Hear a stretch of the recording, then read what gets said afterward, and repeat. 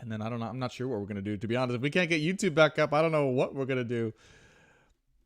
I mean, we could continue on TikTok and I could post it later. But, oh, we might be back on. Okay. I think we're back on. I think we're back on YouTube. You guys, all right. All right. Yeah, let's just cleanse the space a little bit because that was very weird. Like that was incredibly weird. Calling in the protection of Archangel Michael and Jesus Christ into this space and the power of God now and the power of unconditional love as well. Please protect and cleanse this space and allow the messages to be sent forth from God and unconditional love to the collective without interruption. Please protect this space from any darkness or evil or entities not from and through the power of unconditional love. Thank you so much, Spirit. Okay. All right. Well, hello again, YouTube. To be honest with you, I have no idea what happened. That was so weird. Here's the crazy part, okay? When we had issues in the past, my internet would go out, right? That's something I would expect. Like internet goes out, you know, obviously the live streams are going to be shut down. The internet's been on just fine the whole time. Like completely fine. Even TikTok's been on just fine on the Wi-Fi. I checked the status and the router. Everything looks good. And on YouTube alone, it just wasn't showing up. I have no idea what happened. Anyways, I apologize for that. That was totally out of my control. And let's, I guess, continue on with the messages. How are you guys doing?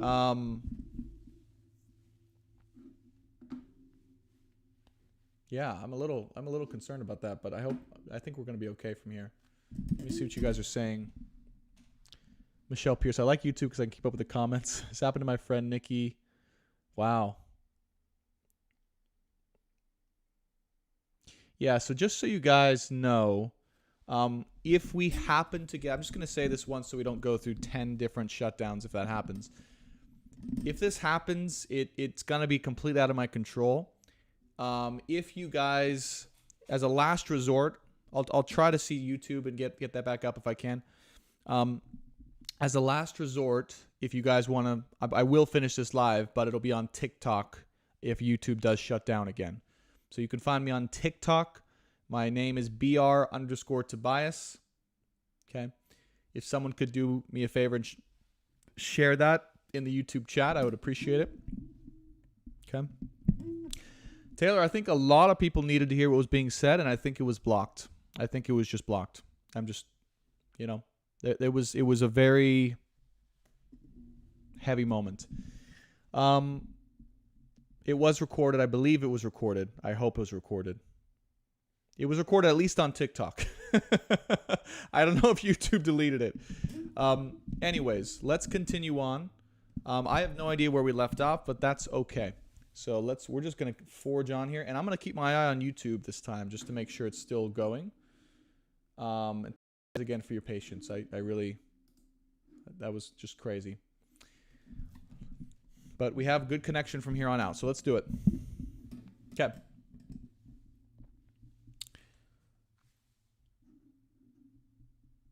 TikTok does record it. I can post the TikTok. It's just not good quality, but I can definitely post it later. Okay. Please on TikTok, if it happens again, please let me know as soon as you can, because sometimes I won't see it till later because I'm looking at my camera view to make sure you guys can see everything. All right, guys, let's continue on. Yeah, so this should be recorded. So anyways, so the reason you might be feeling discontented in this moment, particularly when it comes to a twin flame connection and love, and the reason why this channel is going in a completely different direction, okay? Integrating and including, of course, all the lessons and embodiment we've all learned when it comes to love. Yes, this channel, myself as a soul, am going to do. But the reason why union or convergence or twin flame merging with God is not possible right now in this lifetime, perhaps, okay, that we have to come to acceptance around and in, is because we are here and we're sent here for a very sacred mission to show the way to others in our own particular light of freedom, how to become free and fully embody in our soul's greatest path. That is the real reason why we came down here. And even though we incarnated, yes, with a twin flame to have that experience of true love, it is the most important thing right now to let that go, to let go of any chance of union happening so we can fully be and focus on why we actually came down here. It is entirely possible that the only reason that we had this experience again is to sharpen us up in order to remind us of the mission that we came down here to be and to do. I'm getting some feelings of deep chills and knowingness around this because there's a feeling like there was never really the intention to be together. How many of you guys can feel that with your twin? Like there was never really the intention to be together in a partnership or relationship. That you might have agreed beforehand, hey, we're going to come down and incarnate together and be in each other's presence, but we are going to make it impossible to actually end up together in this lifetime. Because the person you were before you met your twin and the person you are now after going through all of this is the person capable of showing others the way in your sacred way. Showing others the way, particularly related around freedom and soul mission and lighting the way for others. What is the way in which you came here to light the way for others in your own individuated, special way? That is what we are being called now to do, and it will and does require the letting go of a twin flame union and of the merging with God. It's not quite time yet. Okay.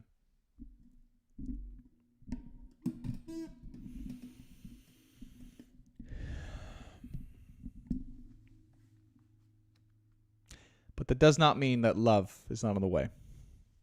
So have hope. And yes, this may be with a soulmate. But I'm telling you what, that soulmate feels pretty damn good. The energy of this soulmate feels pretty damn amazing. And there's a very, I would say, actually, not just a very good chance. I would say it's almost guaranteed that this soulmate that's here for you in love is going to be the partner that you've always dreamed that your twin would be. All of the projections or the wishes or desires that you wish that your twin could be and to embody in this lifetime, all of the things that you knew that they could be or were capable of becoming that would be a perfect complementary fit to your energy exactly, that is exactly what this love, this soulmate that's intended for your path is and will embody for and with you. So do not be sad. Well, you can be sad. You know, it's a sad thing. It's a pleasant sadness. It's a pleasant sadness of the closing of a chapter, right? Of what we've learned. But it was never meant to be. Whew. And even as I say that, right, I can feel all the energy coming back in the most powerful of ways. And I know when my body says that, there's truth. There's truth.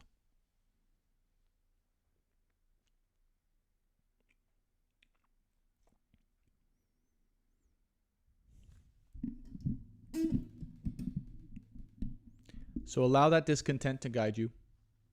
Allow that discontent to show your way forward. Explore that discontent, that divine discontent, and see and feel where it leads you to. Okay. what the work that is necessary for you to be doing and to be that is causing this divine discontent to be here. Okay? Outside of romantic love. Which will be the path through which you find romantic love regardless. Just remember that. That's the way forward. All right. Blessing of all Hakim and Star Mother Arrakis. Spirit wants you to know that this was and has been the greatest blessing of an experience of your entire life. I know how crazy and how weird that sounds, given all of the pain that has been involved, all of the crazy depths of the soul changing experience and dark nights of the soul that we've had through this experience. But you will see someday, if you don't see it already, that this truly was a gift from your twin, from this connection, from this person. The greatest gift that you could possibly ever have that they have given you through the experience of coming together and being with them for that period of time. The greatest gift. You will look back 20 years from now, 10 years from now, 5 years from now, and see that if it were not for this person, if it were not for the lessons that they taught and showed you during that period of time,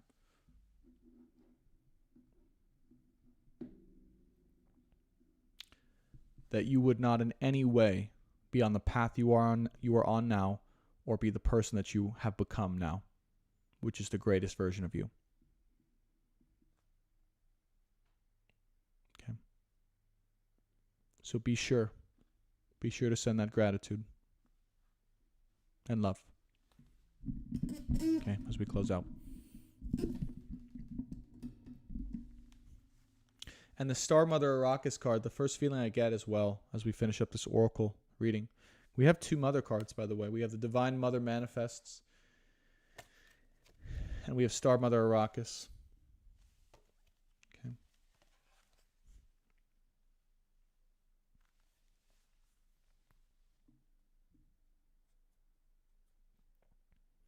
And I just get, right, as I was saying before, but I just get that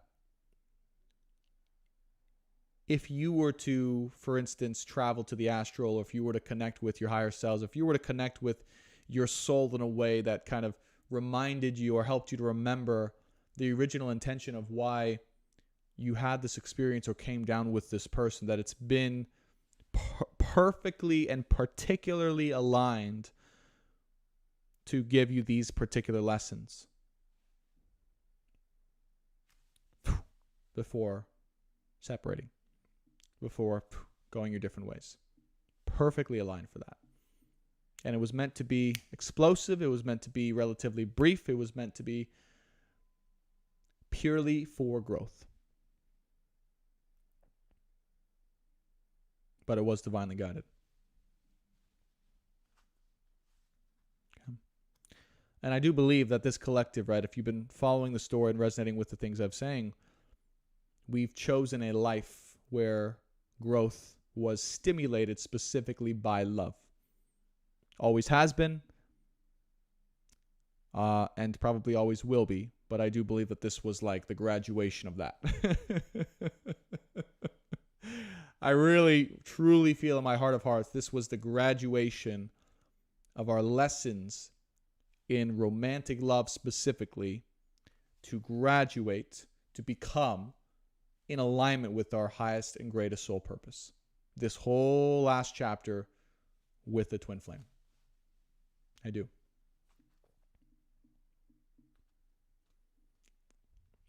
Okay. And what's next? Well, as always, we'll have to wait and see. On the bottom of the deck, we have Blessing of Zara, Sacred Soul Sister, and Aluza Star of Venus. Look to the friends and the people and the sisters, okay, that surround you right now.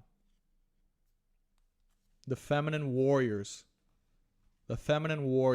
in love that surround you, that you've started to know, that you've created bonds with, that you've created community with, okay, to support you on your way. This is the most important part. Because without family and community, even family that we've created with people of a like-minded soul, like-intentioned soul, that will give us strength and support to continue doing and being everything that we came here to be and to do. Okay. And this blessing of Zara is really a blessing of power. It's a blessing of power. Okay. It's on an energetic level, what I'm getting is like you have come into the embodiment of such a powerful auric field that surrounds you through the growth that you've gone through in this love situation, that from now on, wherever you go, you will have a very tangible effect on the people around you. And not just any old effect, but you will have an effect where you start to wake up and spark their soul to start living once again. If you've been coming into contact with people in particular, okay, hear me now.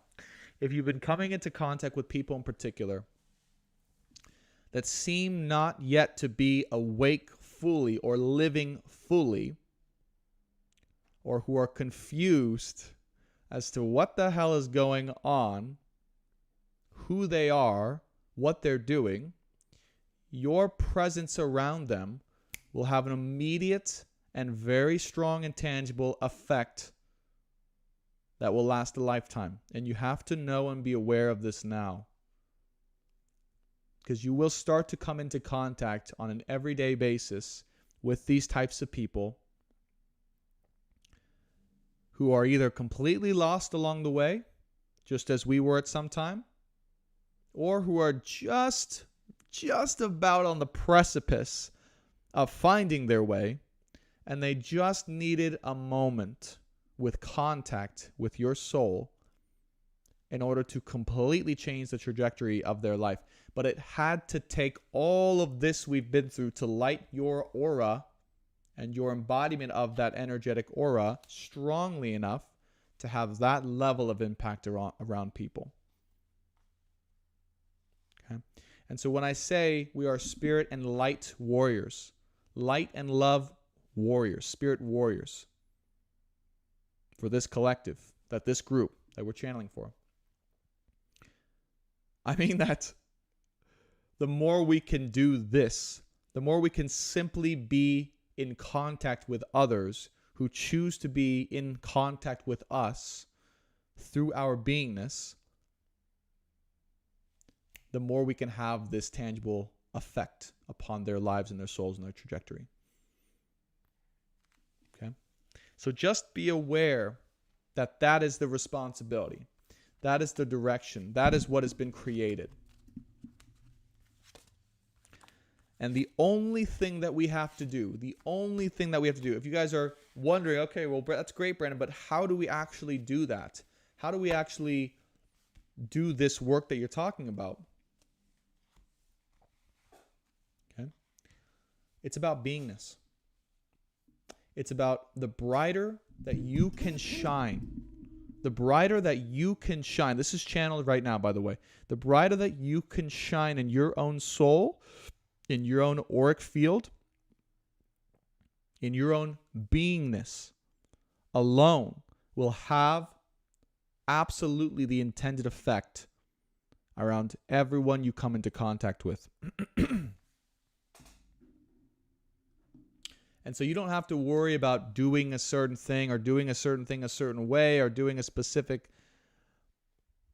Find a way to be around others that you perceive as helpful or useful or will be seen. And as others see and be with you, who are called to do so, you will light their soul on fire. But you must do this, or you can only do this, by having your own soul burn as brightly as it possibly can, therefore doing the things that help your soul to burn as brightly as you possibly can, and that's how you'll have the intended effect. So find those things truly, find those ways of being, find that magic within your soul, okay, that allows you to burn as brightly as you can. And yes, money may definitely be a part of that journey, if you guys are wondering. All right, let's get into the Channel Tarot. I'm going to read some messages real quick. Just check in with you guys. I know that this has been an interesting live stream of sorts.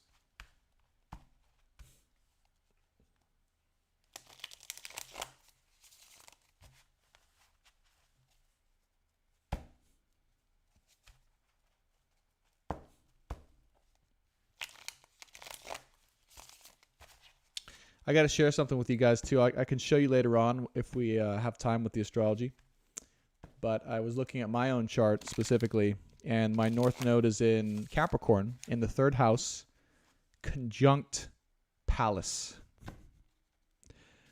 Like, directly conjunct the asteroid Pallas, which, for those of you guys who might know or not know, it's the goddess warrior Athena.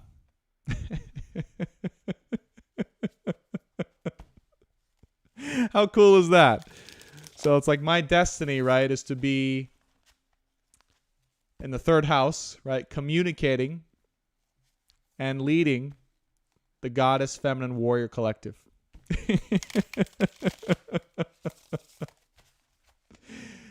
It's kind of cool. It's kind of crazy, right? I realized that pretty recently. And it's in Capricorn, right? So it's like we're on a mission. All right. Let's get some messages here. Michelle says, I'm getting my first tattoo at 42. Goes along with what he's saying, right? Wow. Taylor, I was driving home from a canyon when he came on, and mountains light my soul on fire, and I was driving them specifically. Oh, that's amazing. Oh, my gosh. Lisa. Empress says, cool. And me wanting to go out right now like a warrior goddess, says Michelle. Yep. I thought of fire, too. That's so cool. Thank you guys so much. That's empowering. That is really cool. I met someone yesterday, and I feel like that fits. That's awesome.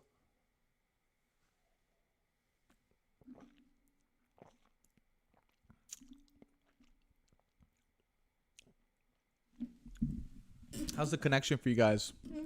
Connection been good? Thank you, Corrine. I appreciate that.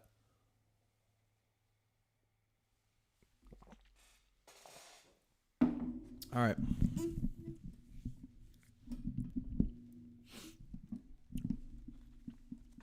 Let's see what they got.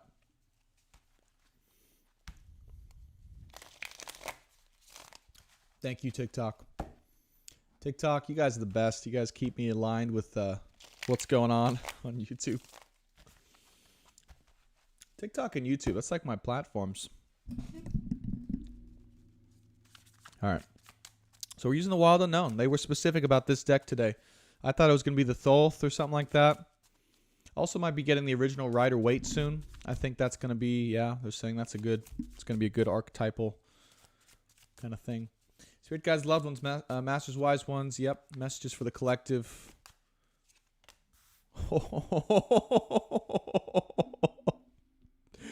The Ace of Swords. Wow. Look at this card. If this doesn't speak to everything that we've just channeled, not only about messages of truth, but the auric field, the lightning here, the infinity symbol snake cutting through the darkness, the warrior goddess of light, Ace of Swords. No longer hiding from the truth, being able to speak and to embody your specific truth to the fullest you can possibly embody it. not hiding anymore from anyone or anything in yourself or in the world. No more. No more games, no more lies, no more deception, no more darkness. Make a stand for yourself within yourself now that you will be involved within that no more, and that if it comes across your way, you will slay the darkness with your sword of light and truth.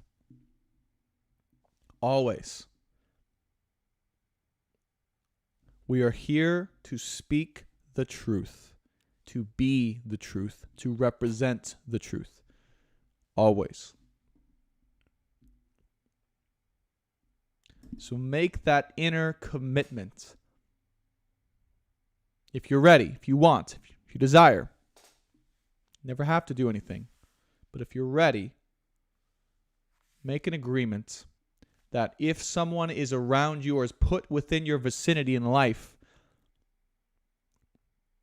that is attempting to subject themselves or to you most effectively to any non-truth, again, to give your version of the truth as best as you possibly can.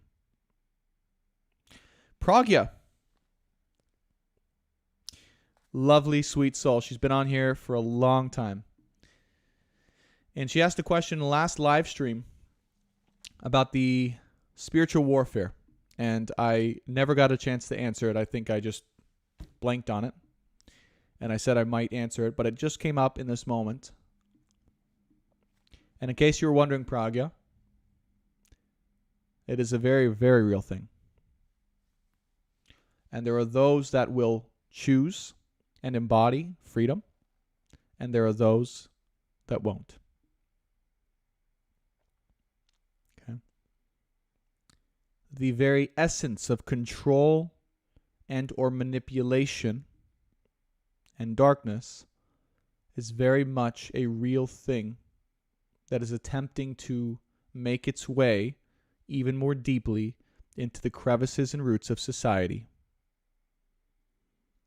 And there will be people that are called warriors of the light and for truth to rise up and to speak that truth no matter the consequences, who are free. And I do believe that if you are listening in this collective, that you are part of that group of warriors meant to speak and be the truth. And the truth is needed right now more than ever. Everywhere that your life is, everywhere that your body goes, your soul is the truth. Hermit. Wow. Pretty fitting, right? The first card here being the Hermit. And the Son of Pentacles. Walking step by step, head down, persistent into the darkness, unafraid and determined. And the Hanged Man. Look at this. Nine of Cups and the Mother of Swords.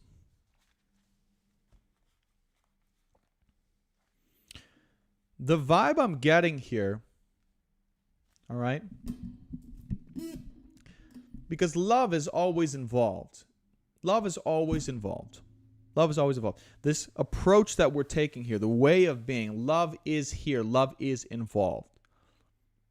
But with the Mother of Swords and the Hermit here, it's really calling us to take a look at our internal reality and the general external reality and call out and discover what just doesn't make sense anymore. I'm really getting this feeling or idea of understanding, really understanding what is going on in our world, in society, the changes that are happening, the corruption that is present, the lack of truth or clarity or speech.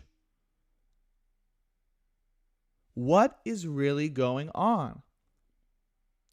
Spirit wants us to take a look and to figure it out and to take a look from above, the Mother of Swords here on her sword, and say, does that really make sense? Does that really make sense? Because something doesn't quite add up here.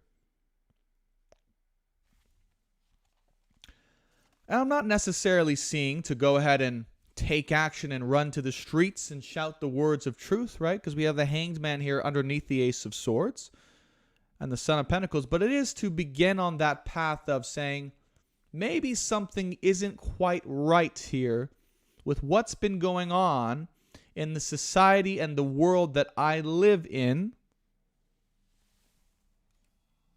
The camera's going out. At this time in the world. And why is it? Why is it that I, you, us, why did we actually incarnate in one of the most incredibly different times in history? A time in history where everything we say and choose to do and be matters tremendously for the future of our earth and society. Why did we really come here? And what did we come here to figure out, to do, and to speak about? Because it's really important. And it very much matters. And the future is all up in potentials at this moment. It always is. But they're really showing me very clearly, like, the future of our world, our society, the way and the direction the world goes, it's very much in very many potentials based on how many people realize the truth or lack thereof that is currently occurring in the world and society at this moment in time. And so Spirit wants us to take some time and to really examine for ourselves and to logically assess whether it makes sense or if there's something that's not quite right. And by the way, that's all it takes. Just to kind of know that something is not quite right. Something that's being or been exposed is not quite 100% making sense to us or to me as a soul. And maybe it's time to investigate that a little bit more and find out the real truth. That's all it takes. And I'm not saying that there is any one certain truth, or I'm not going into any, conspiracies or anything like that, but it is important for us to investigate and to find our own truth. That we can stand for, because when we find something we can stand for, we can speak who and what we stand for, and we can lead the way and be of service. But we have to find that truth within ourselves. Okay. Here's that leap of faith, by the way. Oh, no, sorry. Let me turn the camera back on. Son of Pentacles with the Nine of Cups here. Okay. There's that leap of faith when it comes to love, yeah? Being asked to, again, put our head down in the darkness, trudge forward,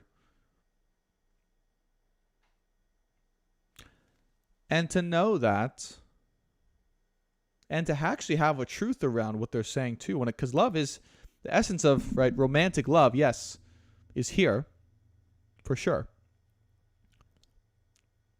But to really get very clear on precisely what would serve you and what you would want when it comes to your ideal romantic life as well in the future.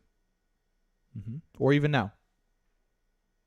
But that is also, and it's like what they're saying is the more clear you can get, the more precise you can get in all of these things that we're talking about, we're channeling about, okay, the more certain and confident you become in your ways forward.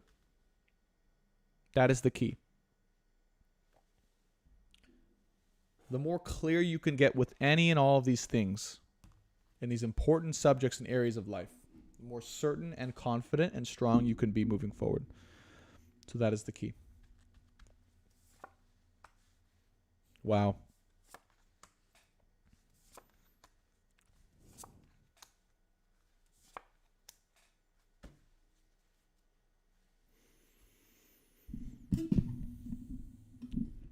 Ten of Cups with the Daughter of Swords.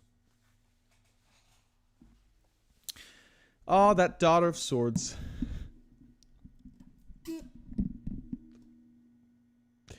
That investigating personality. Okay. The love of your life will come into your life, will introduce themselves, will address you. Okay? By you showing up from amongst the crowd as someone who is truly dedicated to their mission, but showing up as that. Okay? When you are making progress in your own way on your particular mission and your way of being and doing, okay, and you are in a place where it would be harmonious to have a partnership or a love to aid in that mission, that is when Ten of Cups, Nine of Cups, true love will show up. Okay. But there is also this, again, there's this curiosity or this investigation around the area of love and seeing if there may be people involved in your life right now that may be a good fit or may not be a good fit, or, you know, maybe this person would be good or not. It's none of them. It's none of them. It's none of them. Which is a strange thing to say. It's a strange thing to say, to channel that very directly of like, it's not anyone you know. But they want to confirm that. And they want to confirm it in a way that shares that it's almost like a completely different person, again, that comes into your life that finds you based on the progress and person you become along the way, that can then align in that direction perfectly and meet you perfectly right where you are, right on your soul mission, to again aid in that. There is a person for that. There is a person for that. Absolutely. In this last situation, again, it really was the thing that got you on the journey, right? This whole last twin flame chapter, that was the person, the situation that got you started really on the journey itself. Okay?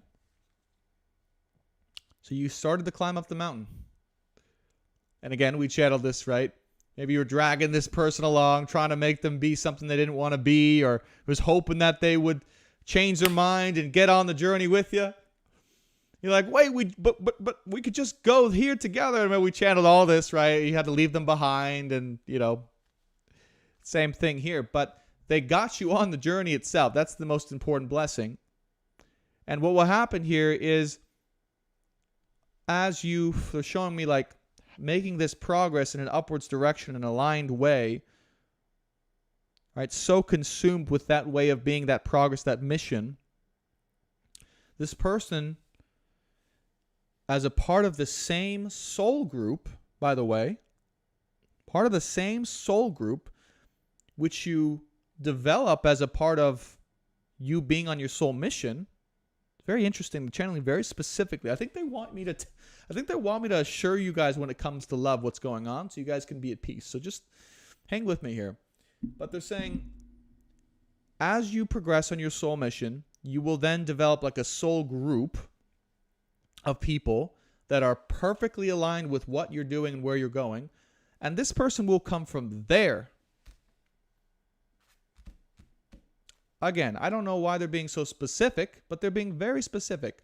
This person will come from that soul group that is created from the soul mission that you are a part of as you're progressing up. And this person will be, again, perfectly harmonious with you as you are and your mission, perfectly aligned with it.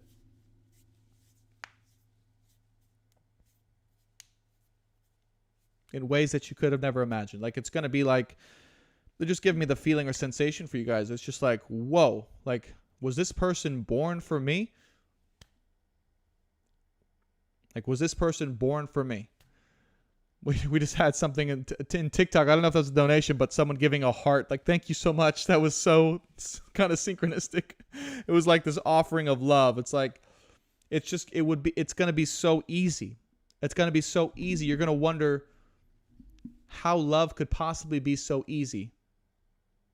As yes, and this is getting channeled for sure. They're wanting me to be very specific. You're going to wonder how love could possibly be so easy and so amazing as this is when this comes in. Okay. So that's the love.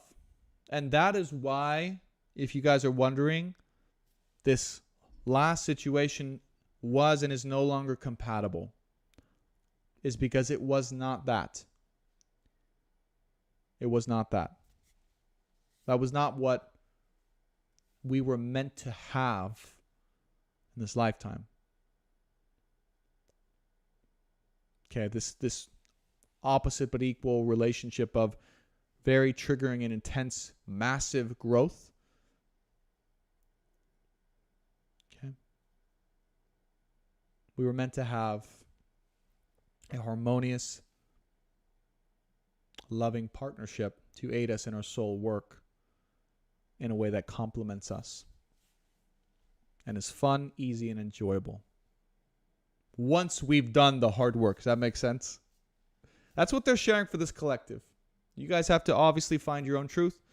I'm just here to give the messages and to guide. And a lot of this, I do not know beforehand, including today. As always, I go, I have no idea what's going to happen. Jesus, take the wheel. And he said, we got the wheel. Okay. Anyways, the greatest love experience of your life is here. Look at this. Star card with the 10 of Cups. I'm just seeing this now. Star card with the 10 of Cups. The greatest love experience of your entire life. It's been channeled from the beginning. We just were confused on the person, on the situation, right? Oftentimes that happens. Confused, 7 of Cups is a good word for this. Confused as to the person of our destiny. Confused as to who the person of our destiny actually is. It's okay to be confused, but just know that that's becoming more and more clear as we go. As you really identify this truth from a succinct and logical manner. Whoa! Whoa! And out of nowhere, there's the Lovers. So did I not channel the greatest possible experience of love in your entire life? 10 of Cups and the Lovers after a period of being hermit on your own.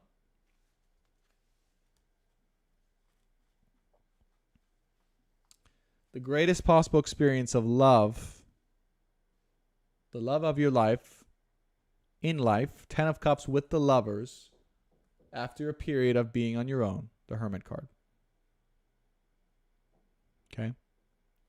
So we have to be okay with this period of being on our own as we transition into the soul work and destiny that we're being called to do to light the way for others, to then be able to receive the greatest possible experience of love that there exists in life, which we all deserve, which we all are getting to receive in this lifetime. Yes, absolutely. It's not the main point of the journey, but it is a part of the journey. Okay. 5 of Cups, the Son of Wands, Justice, and the Emperor. Wow.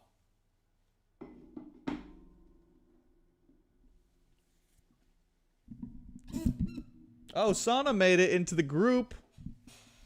Hey, Sana. It's good to have you here. I thought we were missing you. She made it in. She's taking the leap with us, everyone. All right. 5 of Cups with the Son of Wands. All right. This is the essence of freedom, yeah? Son of Wands, 5 of Cups. All right. as you spend time to explore, continue to explore and to release and to forgive the feelings of sadness in the past, as you allow yourself,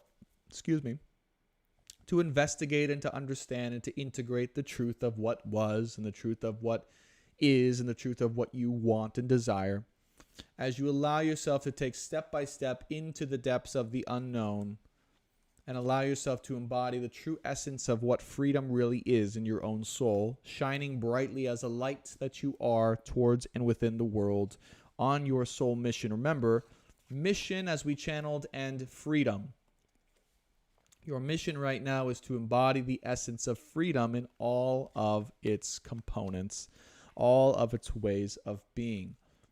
That is the most powerful way, as we channeled in the very beginning, that you can be of service or impact to others. And it is in this freedom that you find in your own soul that you can speak Ace of Swords and be Hanged Man in the truth, which is the most powerful way of being. So you must be free at this moment to speak of your highest truth and be of your highest truth. Whatever way you got to be free, find that way to light that fire and get your butt free. And I mean with anything in your life that is not allowing you to feel fully free and embodied in your own soul. And this could be a job. This could be a relationship. This could be feelings about a twin flame. This could be family. This could be anything. I want all of us, from my heart of hearts, my passion in life, right? This is human branded speaking, to find and get clear about the way in which God has given us to be free and free of anything in our life that we don't want to be a part of anymore. We should not be doing anything as we move forward that we don't want to do anymore. Let me be very clear about that. The old ways of having to do things because we needed to do them or we thought we needed to do them are dying away. And if you're willing to take that leap of faith, you could start to find the way that you want to be and the things that you want to do and find your own freedom and desire and passion through those ways. That is what is available to us moving forward. Truly, in all areas of life, in love and in life and in work and in career and prosperity and money, all of the ways, freedom.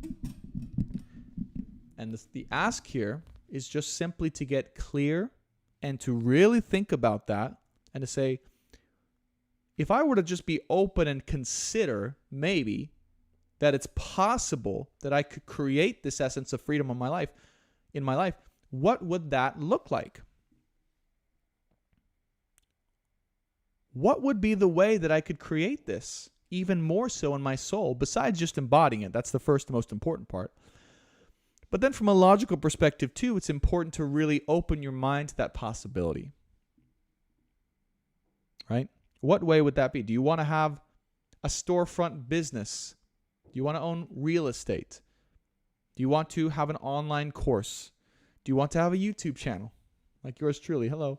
Do you want to be on TikTok? Do you want to travel the world and blog and vlog, right?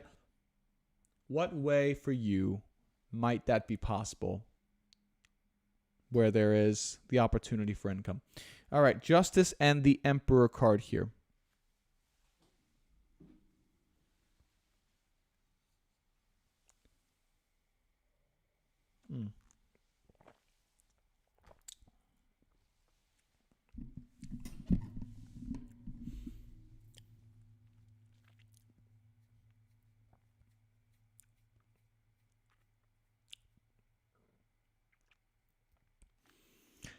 This Justice card here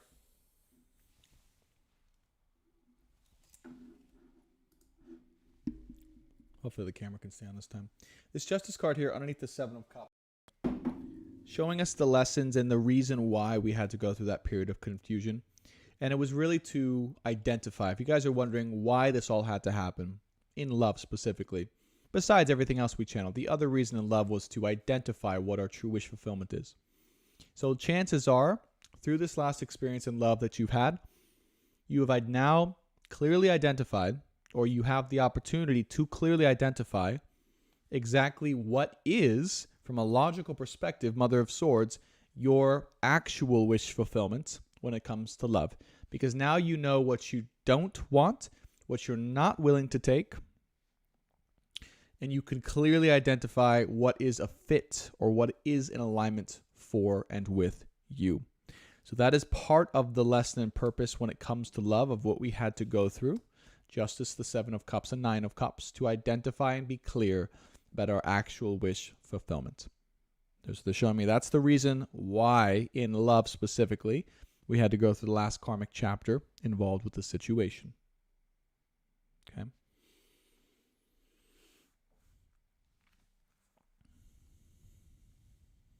It was also, in many ways, to own and prove to ourselves our own worth, with the Emperor and the Star card, the Mother of Swords. To stand firm and strongly and owning what we actually want, what we claim, and what we deserve. That right there is probably one of the most important lessons or things that we can channel or take from this last chapter of growth, is owning and embodying and becoming what we are truly worth as a human being and what we want and what we are willing to take and to be. Emperor here with the Star card. As well as, right, Star card with the Emperor, to take nothing less than the person of our dreams. The person of our dreams.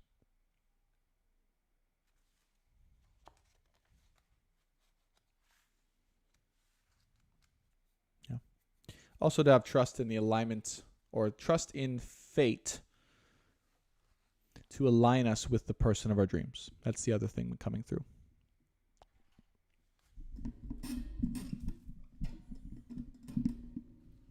Yeah, there might be a struggle when it comes to faith, right? And that's what I want to address real quick before we continue. Is like, if there's any part of you that is struggling to have faith when it comes to seeing the bright side of this entire situation in love and what we've gone through, the lessons we've learned, and you're at a point where you're like, well, how can I possibly have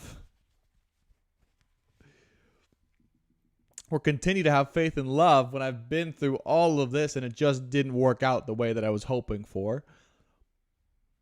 And trust me when I say, fate is here to prove you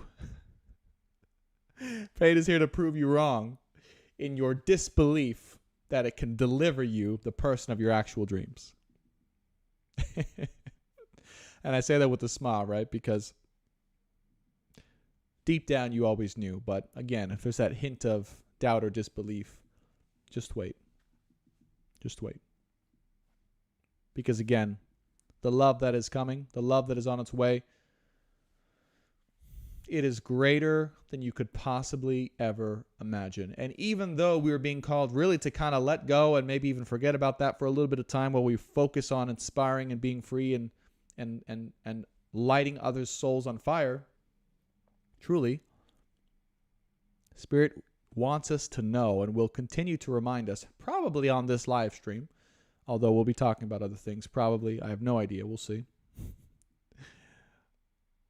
that it is coming. It is on its way. In a different way than we could have ever expected as we close this chapter out.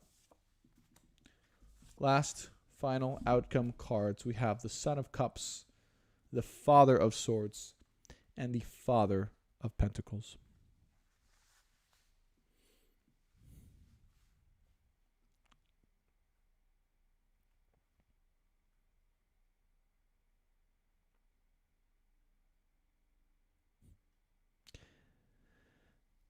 You know, the thing that we've really identified at this point in time, the thing we've really identified is how to be discerning about who we choose to give our energy to, give our time to, give our space to. Father of Swords with the Son of Cups tells us, if someone has a broken heart, or a heart that is in need of cleansing, healing, clearing out of the darkness that's inside, it's not on us. It's not on us. It's not our responsibility. Never was. Maybe we've taken on that responsibility at some point in time to heal someone else's heart, to take on their pain, to try and cleanse the darkness from their soul because we know the truth of who they really are. Being met with resistance every step of the way. Being disembodied in that process of attempts of love to help someone on their journey to heal and cleanse their own heart and their soul. And frankly, part of the lesson we've learned to say that is no longer upon our shoulders. That is no longer our responsibility to take care of or to worry about. That it is of the highest good for us to be discerning. Father of Swords with the Son of Cups, of the people and the state of the people that we allow into our personal space and who we allow ourselves to be dedicated to. For many reasons. A couple of the reasons being, one, that there are much greater ways of service to others and impact for the world that we can utilize our energy, talents, and skills toward than taking on the darkness of someone else who might not be ready or refuses to acknowledge that within themselves and is not ready to clear it out or doesn't choose to. That's one. So it's essentially that essence of, again, not having your energy, time, and value reciprocated in a way that would be of impact. Now, I'm not saying if someone needs your help individually and is saying, I know that you can help me, please, I want help and guidance, I'm ready, I'm open to change, please, can you help me? Of course, give them your energy and time, no matter what it takes. If they want your help, if they need your help, give them your help if they are truly, genuinely serious about changing and growing. If you have the ability to be of service, but not to someone who's not ready to change. Does that make sense, the difference there? Not to someone who comes to you, Son of Cups with the Father of Swords, and says, please fix me. Please fix me.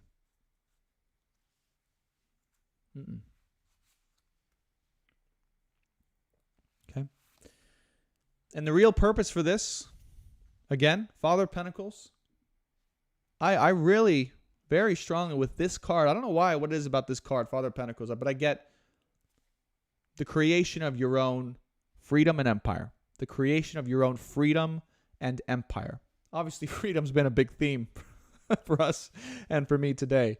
But with this card in particular, it's just, wow. Oh my gosh. Oh my God. You guys are not going to believe this. Holy cow. This is crazy. Do you guys see what's in the background of this Father of Pentacles? It's a Star of David. I was just watching on Gaia. I used to watch it a long time ago, but I said, I'm going to renew my subscription, see what's new on Gaia. And I was watching this show on Symbology. And that was actually the picture I posted on YouTube today that came from that show, the eagle, because the eagle's been coming to me, and I'm like, the eagle's going to be part of the symbology that I use, right? And Ra and the sun and, all these things. Well, the Star of David, as you guys see behind me, right, the Star of David represents freedom. That was literally what they said in the show. Is the Star of David represents finding freedom inside of yourself. Oh, this is so crazy. This is so crazy. Oh my God. That's just insane. I'm actually speechless because and it's the last card in the deck. And I'm just like, of course they would do this. And it's this deck that we chose. The Star of David in the show that I watched just a few days ago said represents freedom. And that's why you see the stars behind me. I knew that they had to be up. The star has been a great symbol, not just for me personally, but for this collective. The sword, obviously, the infinity symbol have been strong symbols. The eagle and the bird, right? The birds, you guys see the birds here, right?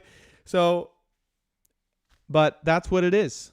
And it's just, the star is here behind the Father of Pentacles because it's saying, instead of dedicating our time and energy to someone who doesn't want to be helped, healed, or fixed, or taking on their energy, it's to use our energy to create freedom in our own life and soul, and to use that freedom to empower others. And yes, this can be definitely involved specifically when it comes to business and being a business owner or creating your own ship to stand on and to lead others to their freedom. It's time. It's time. It's time. But unless you get off the ship that we were all on, right? That I've had visions of just capsizing at this moment in time. Like, it's just literally, they're showing me, it's just like falling over this burning ship, right? Of this twin flame journey. It's like, that's not the journey to continue on. I'm just being clear. It's like not to just continue on. It's like jump off the ship if you're ready. It's going down. You can go down with the ship. You can jump off the ship, and you can create your own. We got to swim to shore first. We got to swim to safety. Okay, we got to get through the ocean. We got to get through the chaos, the chop, together on the life rafts. But a group of us are going to make it to the island, to the new shore, and we're going to start building. And the question is, what ship are you going to build? What ship are you going to build that embodies your own soul? Okay. Now that you've learned all the lessons required from this twin flame journey, this twin flame ship, to be and do the things you are meant to do, what are you going to build? Who are you going to be from here? But it all begins, as we channeled, with that first leap of faith. Okay? Whatever that means for you.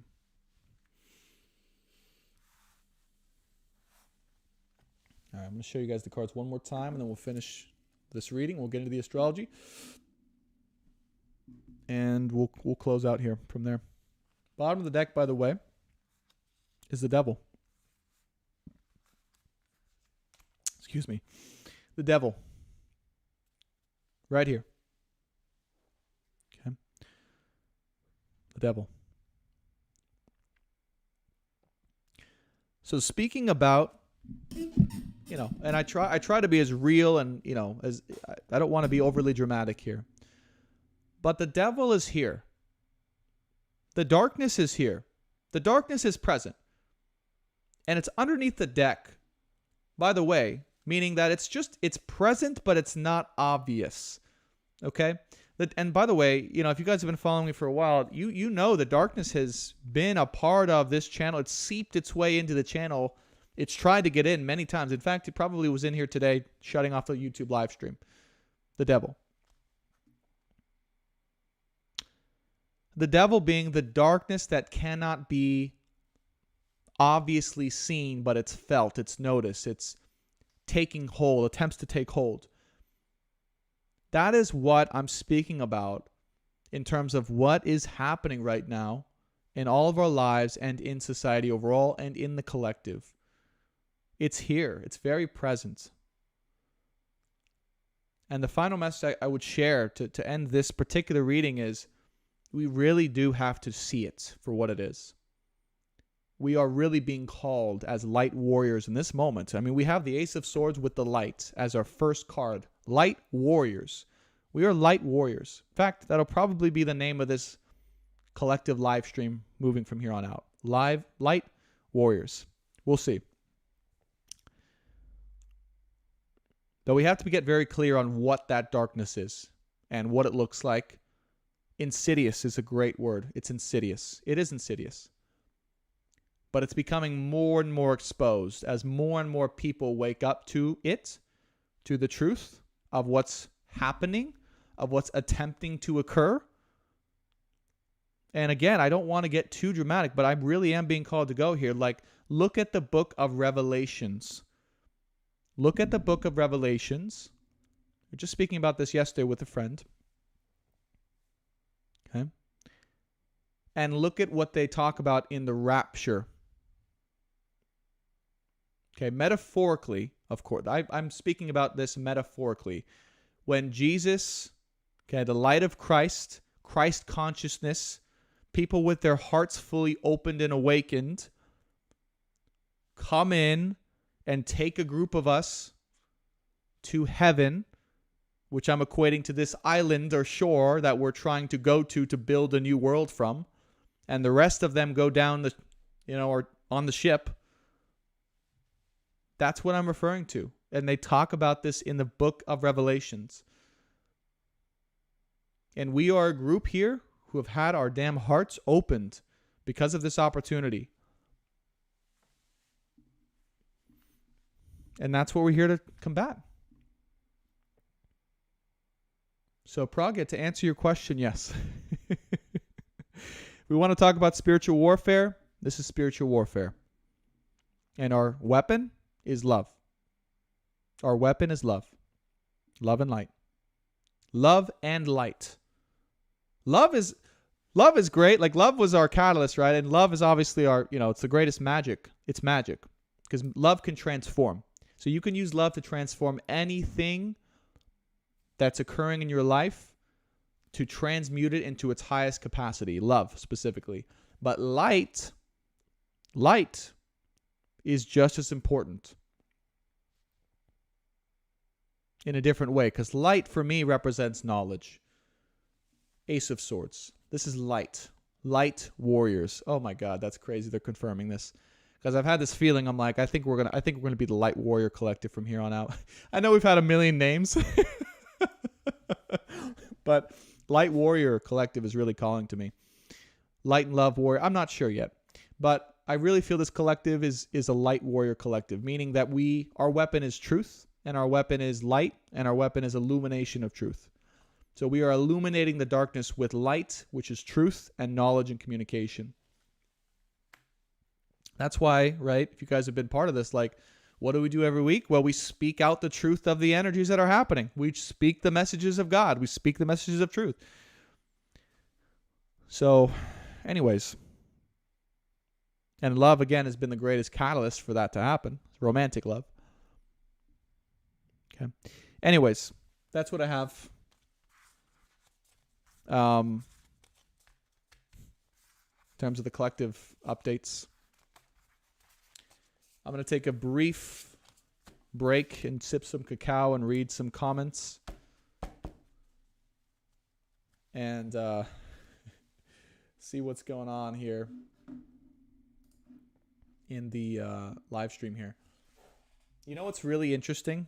Here's what's really interesting, by the way, about what's happened in this live stream. Is okay? I'm just going to call this out really quickly. Pre-YouTube cut. We had, I would say, if any of you guys remember the number of people, let me know. But I think we had at least over 100, like 120, 130, 140, 150. I saw it briefly, but I forget. But we had about probably 40 or 50 more people. Would you guys agree? In the YouTube live stream consistently. Then YouTube cut for no reason that I can logically understand. And we've had about 97, 98 consistently from there on out. Do you guys see that? So, again, there is a very specific kind of portion of the group. It's like people had to find their way back. They really had to choose to be here. You guys are here still, like, just hello. You had to choose to be here again. You had to actually commit to the cause. And if you're new here, welcome. I see you guys first time on TikTok. But you guys see that? So I really, who knows what it was. It could have been the darkness. It could have been just spirit. But those of you guys who came back and have remained, you had to choose to be here. Okay, for portion 2. Like it's almost like what I'm getting. There's kind of informing me. They're like, there was a certain level of messages that came after the cut, because it really got intense after that. You guys feel that? It got intense. That was only meant for a specific group of people. It really, because after that cut, I don't know what happened, but I felt more free to share what was really coming up at that time. I don't know why, but that's what I felt.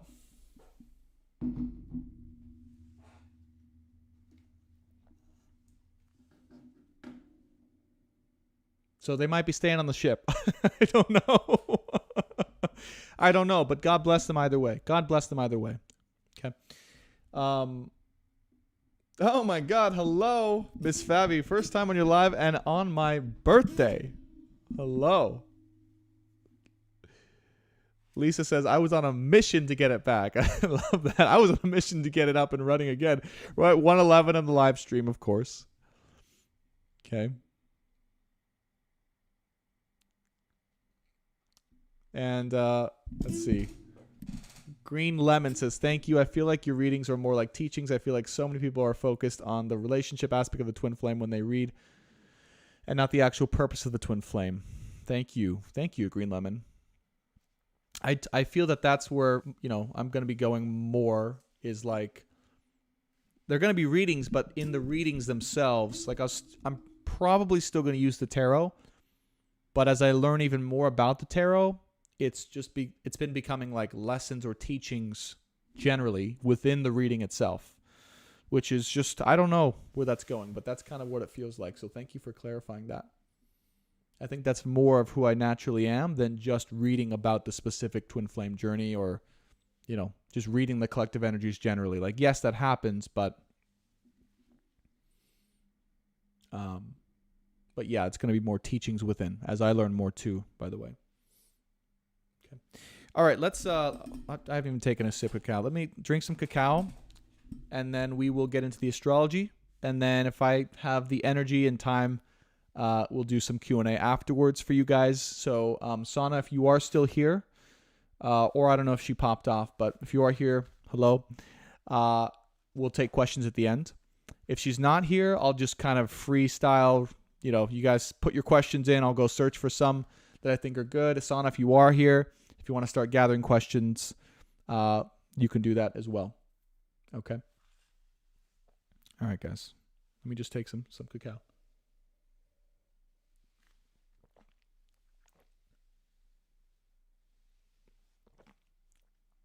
Oh. We're a little low on cacao today.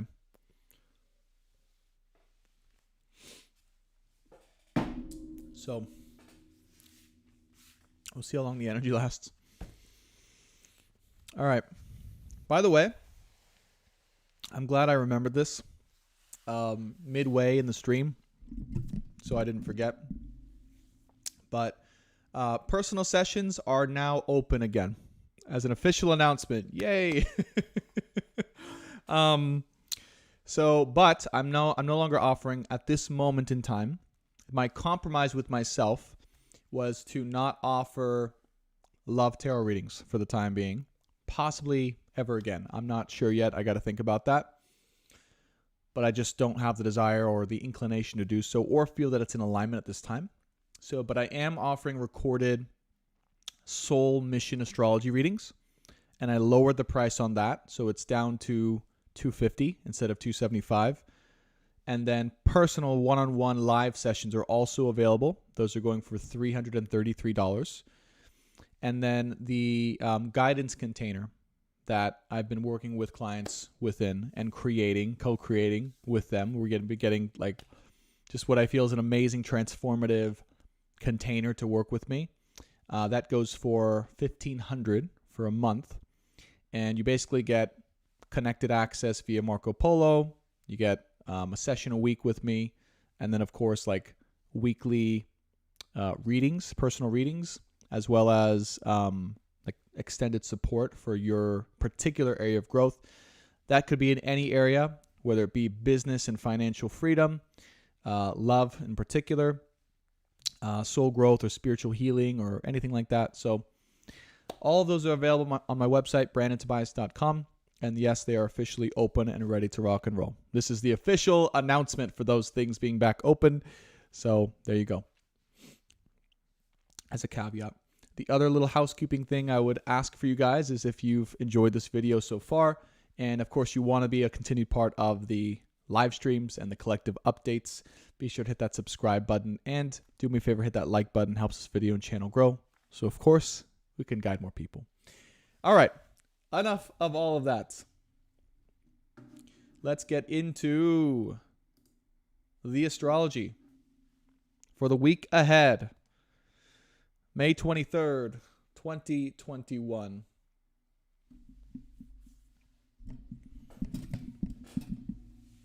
TikTok. I love you guys. Whoa. You know what's crazy? Okay, well, okay. But we have about the same viewers on TikTok as we do YouTube. It's aligned finally. That's kind of crazy. All right. So, about TikTok, I was going to say the charts are live on YouTube. So if you want to see the charts live, I have it on my computer here. They're on YouTube specifically, so you can check it out there. Okay. At the time that we are saying this, 3:15 p.m. PST, Pacific time, the moon is in Libra making a trine, wow, over to Mercury in Gemini. Beautiful. With Mars making a trine to Neptune, and the moon also trining Jupiter in Pisces here. Wow. Okay. Yes. So the strength here to move forward will and does come from a logical understanding, an objective and logical understanding of the truth in relationships, generally in partnerships, of what is most fortuitous and or prosperous or will aid you in your prosperity moving forward. Okay, let me say that again a little bit more succinctly, because that was kind of whatever it was. But when it comes to, with the moon in Libra, creating harmony and balance in your own life, okay, it comes from an objective, logical understanding or an interpretation or investigation. Remember that Mother of Swords, Ace of Swords, okay? Mercury in Gemini, trine the moon. That will aid you in prosperity and abundance moving forward. Okay? So in many ways, it's asking us to take more of a logical approach when it comes to, again, investigating or understanding what types of partnerships will help to balance and aid us in a harmonious way moving forward with our own individual prosperity. Okay? And it's once we understand and cultivate this logical container or understanding, it's very tight. They're showing me a very tight window for this, by the way. So if you guys are worried about, what if my standards are too high? What if my expectations are too high? What if I'm never going to receive what I actually want? Let all of that go. You are meant for the best of the actual best for your own soul. All right? And they're saying have a very tight window as to what you would allow to be that specific thing. It's almost like they got to hit it right on the bullseye if they're going to be with you, right? In love and in relationship. Okay?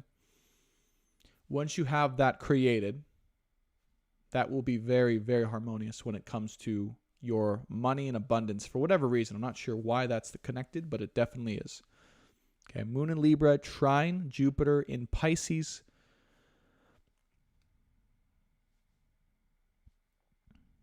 And also trine Mercury in Gemini.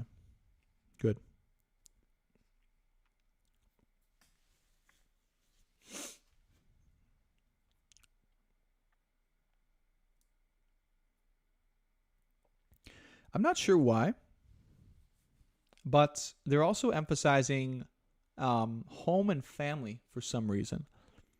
Like home and family and the importance of home and family and the proper cultivation of that.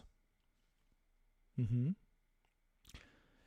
they're saying to get a real, a real clarity or understanding around the type of home and family that you would like one day to establish yourself within and to build.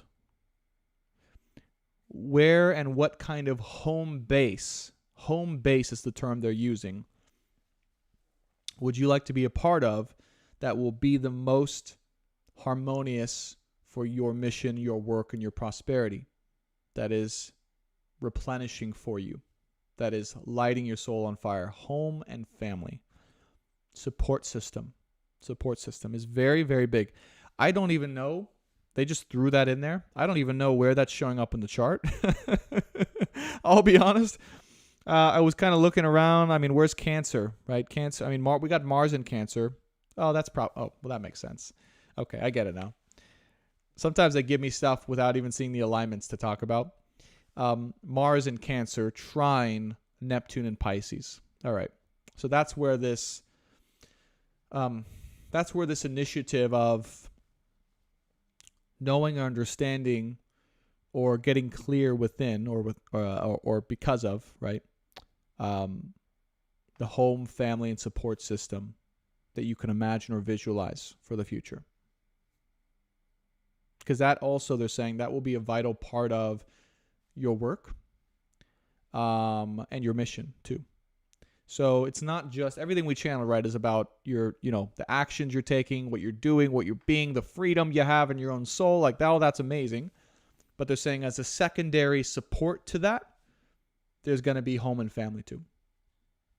Like the two are here. This home and family situation, it's its own little thing in itself. But they're showing me it's like an asset to, or it's like an addition to, or it's like a support to your mission. Okay? It's a support to your mission. And there may be, if children's a thing for you, if children's a thing specifically, if that's something you feel or desire or want as something. And what I'm hearing with that, it's very interesting. Very interesting. So wherever you're at, this is going to be different for everyone, right? But if you want children and you don't have children, or you already have children, or whatever situation, or you want new children, again, there's a lot of variety here, but they're saying, because I was asking is the children in itself its own little mission? Like, is it its own little thing that's vitally important to the world? And the answer is yes, but not in a way that's going to require you to actually focus all of your energy into them. Does that make sense? What I'm hearing specifically is your work with your soul mission, whatever it is you end up doing that's lighting the world on fire, will be the way in which you naturally inspire and lead your children into greatness, into their greatest soul path. So you have to start thinking that the work that you're doing now, that we're talking about, we're channeling for, is not just for you anymore. It's actually for your children.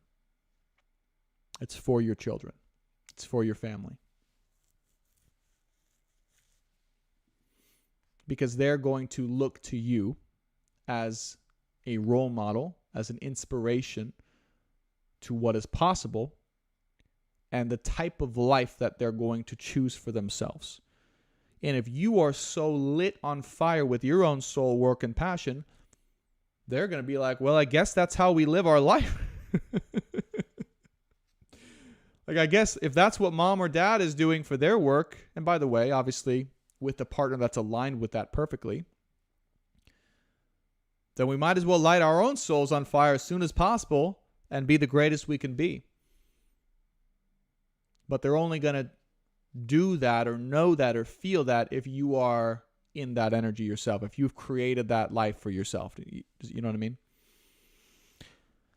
So, anyways, that's a whole part of what wants to manifest alongside of this. soul mission thing. But again, it's going to come naturally as a support system, right? That's what they're saying. They're saying don't focus on that side.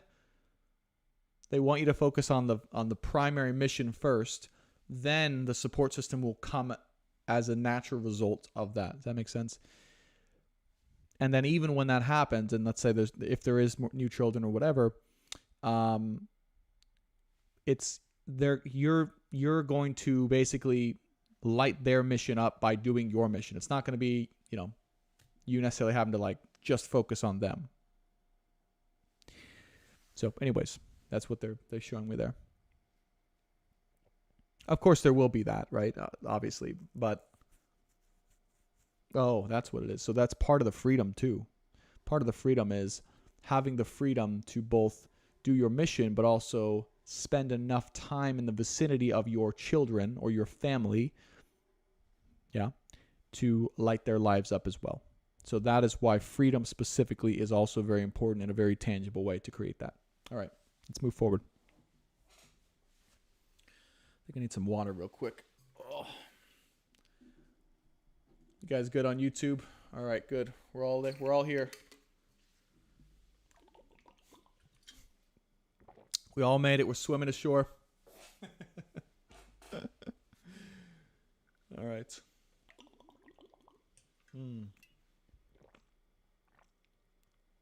Water has never tasted so good.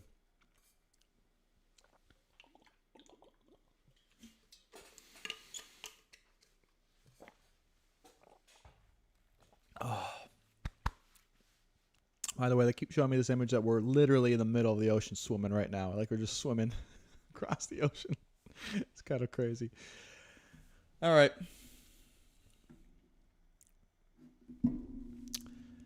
So that's May 23rd. Let's move forward. So we're going to go till May 30th, the end of this month. So it's quite literally, right? Now I know at some point there's going to be that full moon eclipse, I believe. Pardon me for not knowing the exact date and time of that, but I've largely stopped watching astrology and tarot in my own life until these readings. So I'm just coming at it from a open perspective now. Wow. May 24th, moon is in Scorpio at 12 degrees, making an exact opposition to Uranus at 12 degrees in Taurus. Angel number 1212. Okay. A massive realignment or realigning moment when it comes to our soul's truth. Moon in Scorpio opposing Uranus in Taurus. In a very tangible way, a realigning moment, emotional moment when it comes to realigning with our soul's deepest truth, or the truths that are held deep within. This will be some type of unexpected realization or change or awareness that comes into your life in an emotional way on May 24, 2021. Okay. We also have Ceres here in the mix in Taurus, which we can't forget about, with Uranus here. So I really do, and again, with Uranus and Taurus, with Ceres here, the Earth itself, obviously, going through massive changes and transformation.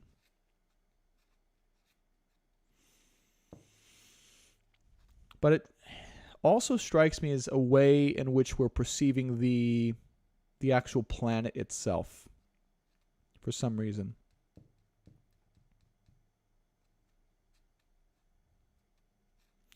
Like the truth of what we feel in our own selves in regards to loving ourselves and loving the planet. Like a reflection of how we've treated or how we currently love the planet and in regards to ourselves. So there's something about that whole aspect of the planet, the direction of the planet, the feeling of love in the planet being reflected within ourselves that then gives us clarity about how we can help it, her, Gaia, the planet, in love. What they're giving me is like it's very interesting, very specific. It's like there's something reflected back to you, like every one of our souls. Obviously, we're all part of God. We're all part of Source, but they're all an individuated aspect of God, right? To do a certain thing or to be a certain way or to express in a certain way. And what's going to be reflected from or because of Earth, or the way that Earth is, what Earth's going through at this time, is very clearly how that has manifested itself inside of your own soul or your own way of beingness individually, that you can then transform and transmute. Kind of a complicated but specific message here. I realize that. But that's what they're saying, is like, you're going to realize whatever dysfunction is happening on the planet or on the earth in some wild way is also reflected in and within your own soul and truth in very specific ways that you are here to transmute and to transform and to change in a positive way. And then that will lead you to your way of service or your way of being. Okay? So big moment here on the 24th, by the way. This is pretty major. Not sure exactly how that's going to take place, but that's the energy here. That's the channeled information. Now, also, well, there you go. Makes sense. Moon is also at the same time squaring Saturn in Aquarius. So remember, we kept talking about the new world, reaching the shore, seeing the dysfunction and the darkness for what it is, right? The karma that's unfolding societally or collectively within people, within the earth itself, right? Moon square Saturn here. Again, what way inside of your own soul maybe have you been contributing to? That's another thing that's going to come up. In what way karmically have you as a soul been contributing to the dysfunction of the planet, maybe unconsciously, that you have the opportunity to transform within your own heart? That is also embodied within the earth. Now, an example of that. Oh, goodness. Let me see if I can even think of an example. Let's just take judgment. Let's just take one particular thing, like judgment of another person, way of being, another society. Let's just take China. Right? There's lots of stuff about China out there. Okay. This is a totally hypothetical example, but I'm just going to use it. You know,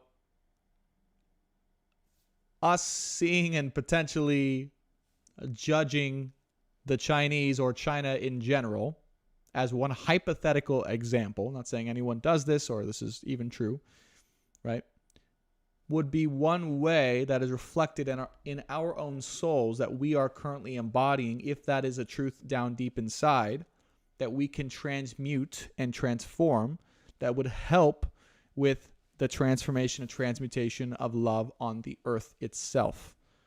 Right now, by the way, just generally, collectively, it's a very intense time of conflict, of potential conflict and friction between collectives and societies here on earth. Very intensive time. And the thing that we can do, if we're going to help, is first within ourselves, and then through the embodiment of that change and transformation in ourselves around as many people as we can be around, have the opportunity to be around, slowly start to resolve and transform this tension, this conflict, this judgment. It's only through separation, or the perception of separation, and which is judgment, by the way. That's judgment is separation. When you judge something, you separate. You perceive yourself as separate. There's no love in that. Or love is devoid, right? In judgment. Well, in some ways, but I think you get what I mean. So the further that we embody or allow that to be embodied, the more separate we become. And thus, the higher the risk for escalating tension and destruction happens, because it becomes this whole thing of duality, good and evil, blah, blah, blah. When we realize we're all fighting on the same team, that we all want to be in truth, that we all want to be in harmony, that we all want to be in prosperity, and that everyone just has a different way of perceiving that or doing that or creating that or being that, we can start to figure things out. But we have to let go of the judgment first and realize we're all fighting for the same damn team. We all have the same values deep underneath. We all have the same desires. We all want to be free. We all want to be free, okay? Deep down inside, we all want to have love. We all want to be in love. We all want to have, opportunity, fulfillment. So anyways, I know that got pretty, deep, but there's some big things happening on the earth right now. So that's one of them. But start with yourself. Start with yourself. Okay, moving forward. We have May 25th here.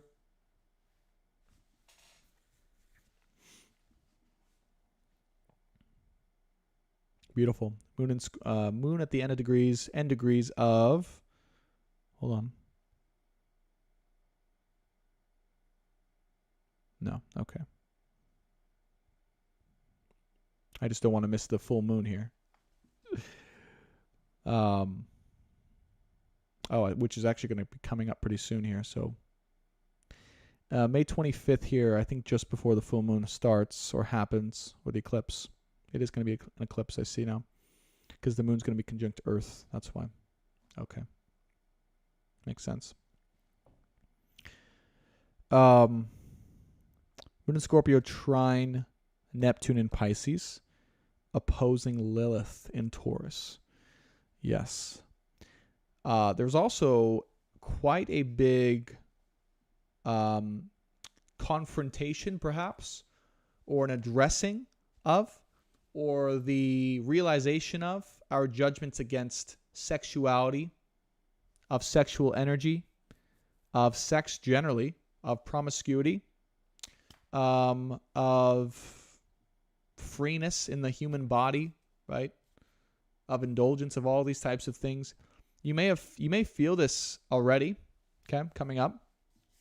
I do feel it's been getting more and more intense. But this might be a major moment here around the 25th where this really comes up to light as something to really look at our conceptions around, or preconceptions around, or judgment around, right? Some questions to ponder, right? Is there really a reason to judge those who choose to be, right, free in their own way, whether it is regarding promiscuity, sexual indulgences, showing off their human bodies for the delight or pleasure of others, using their bodies in a way for delight or pleasure of others. Big stuff. Here's what's interesting, to bring it into a real life example. I don't know if you guys have ever heard of Twitch, or the streaming service Twitch. Maybe a lot of you guys, some of you guys haven't, but for those of you guys who haven't, it's a streaming platform. Started out with people who are basically playing video games and streamed their video games to the world. And I'm a big video game fan, so I never streamed a game on there. But anyways, it's expanded over the years, and now it includes all sorts of different people just streaming about random things. And there was a big controversy recently on this platform because women who were showing off their bodies, or basically streaming in hot tubs in bikinis, and really just being kind of sexually open, and really just, promoting their OnlyFans, and just really being kind of almost to the point where it was a soft core, kind of exposure of themselves in a way that was appealing to a certain audience. There's been a big thing because Twitch decided to just randomly remove the monetization of one of the most popular creators. And they had to put out this huge thing, and they said they're discussing it, they're delineating over what's right, what's wrong, if it's going to be allowed on their platform, all these things.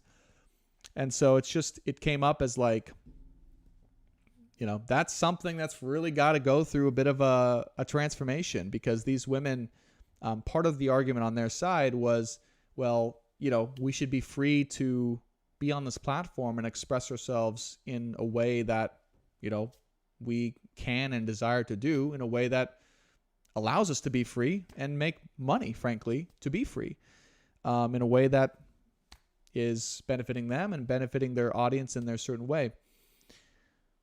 So anyways, it's this whole thing. But that's one example of, big companies, platforms, society really taking a look at, right, in a public way, how we feel. And the question for you guys would be, well, what are your feelings and thoughts around that? And is there anywhere in your own soul and body that you don't feel free, that you would want to be free around or to express yourself in that way, that may be limiting you in that perspective and or causing you to judge others who have a different perspective? Okay? Yeah, this is a big one.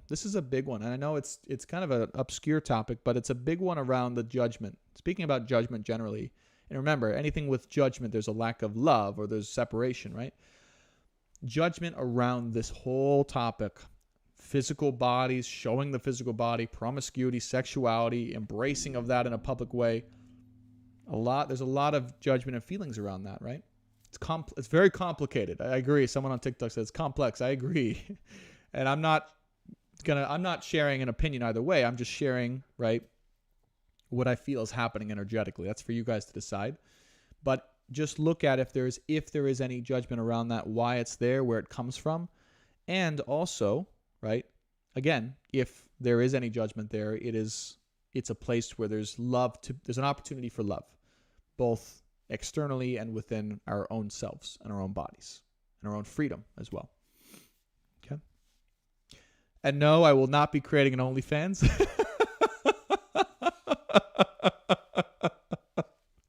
Just wanted to put that one out there as a joke. There will be no Brandon OnlyFans, so do not look for it.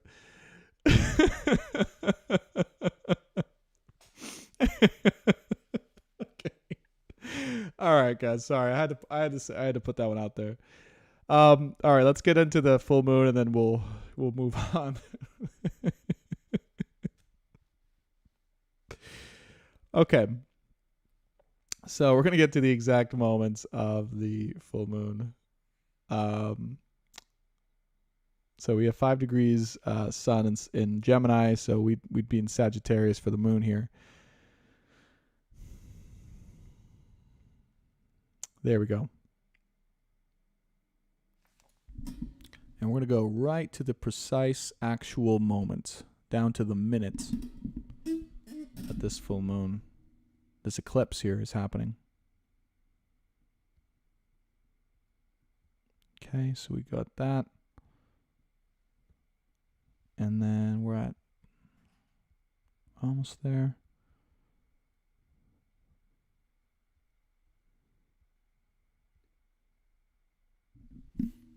Okay, there we go.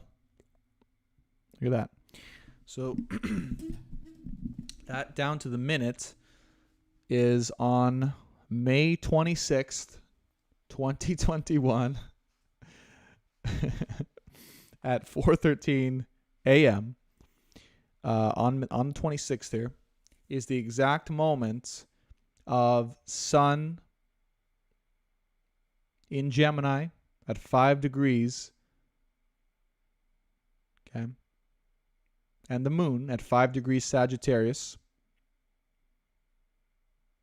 in this full moon eclipse in Sagittarius.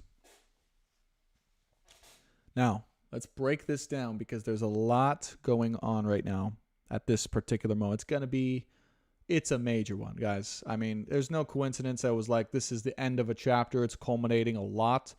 This is a big one. No doubt about that. First of all, we've got Venus conjunct Mercury in Gemini here, which is the sign of the twins. Okay, let's just put that out there. Venus in Gemini conjunct Mercury in Gemini. Making an opposition to Juno, which you guys have always known I've used as the twin flame asteroid in astrology. Right there.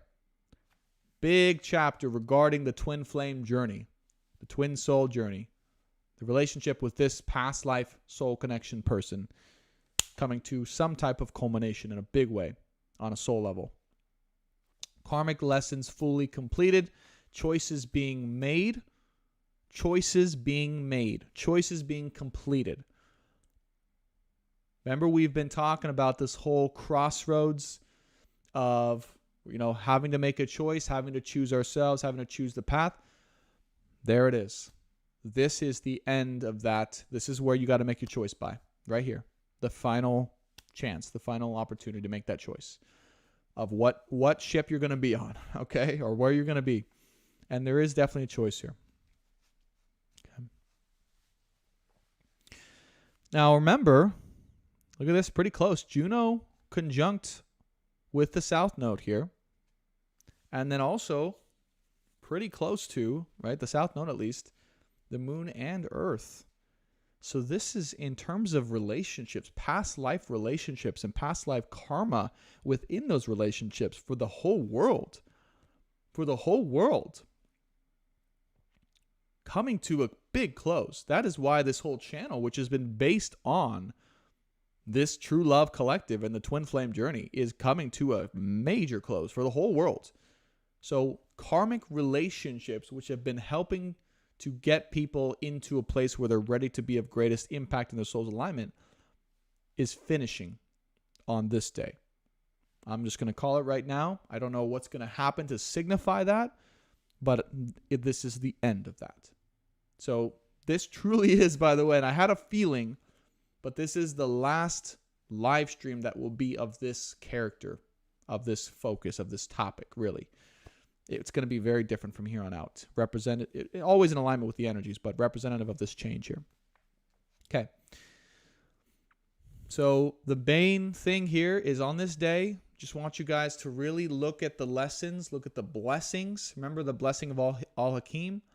Look at the blessings and the lessons that you've learned from this experience. Really take time to integrate those things. Integrate that into yourself. Integrate that into your futures. Integrate that into all that you are moving forward. Because I'm telling you, if you look at it from that perspective of, wow, holy cow, thank you so much for all of these gifts and blessings you've given to me, your life will never be the same. You will never be the same. You'll never be the same. And you won't be. And by the way, I just want to share this. I want to share this too, because this is coming up. Is there will always be this might sound a little weird. There will always be a part of this person inside of you. Okay? That's what you have to know. There will always be a part of this person, a part of this experience that lives on within you, that you're going to take with you for the rest of your life. And it might get more and more subtle. It might get more and more distant. It might get less and less noticeable as time goes on. But there will always be times when there's something that comes up. There's a certain song, there's a certain trip, there's a certain memory that pops up, and you know, and or a certain way of being, a certain habit that you've become on your journey.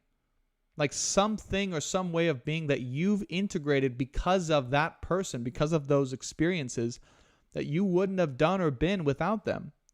Maybe it's a certain way of being or a certain habit you've instilled or a certain philosophy of life or a certain, desire to experience in your life that comes from or came from that person specifically as a gift. And you will know as you engage with that new part of your life where the inspiration to be and do those things came from, always. And you will think of this person. Okay? So you have to know that the part of them, it will always be with you. And it's just important to look at it, right, with gratitude and love. And to be thankful. Special gift. Special gift. I know personally for me, just to reflect on a human level, right?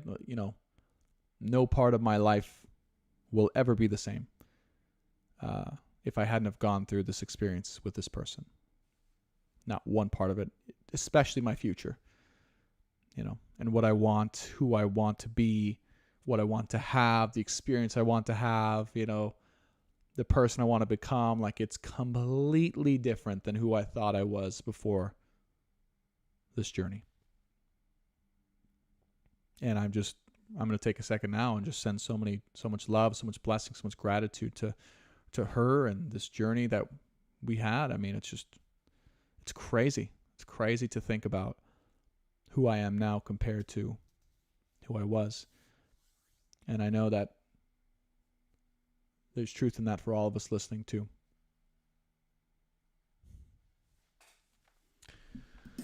So anyways, that's happening on the 26th. So expect those types of vibes.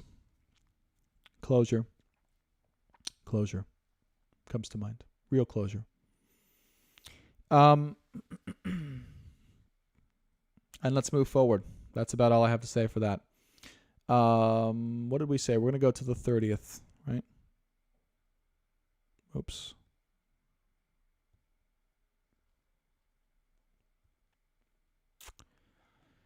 All right.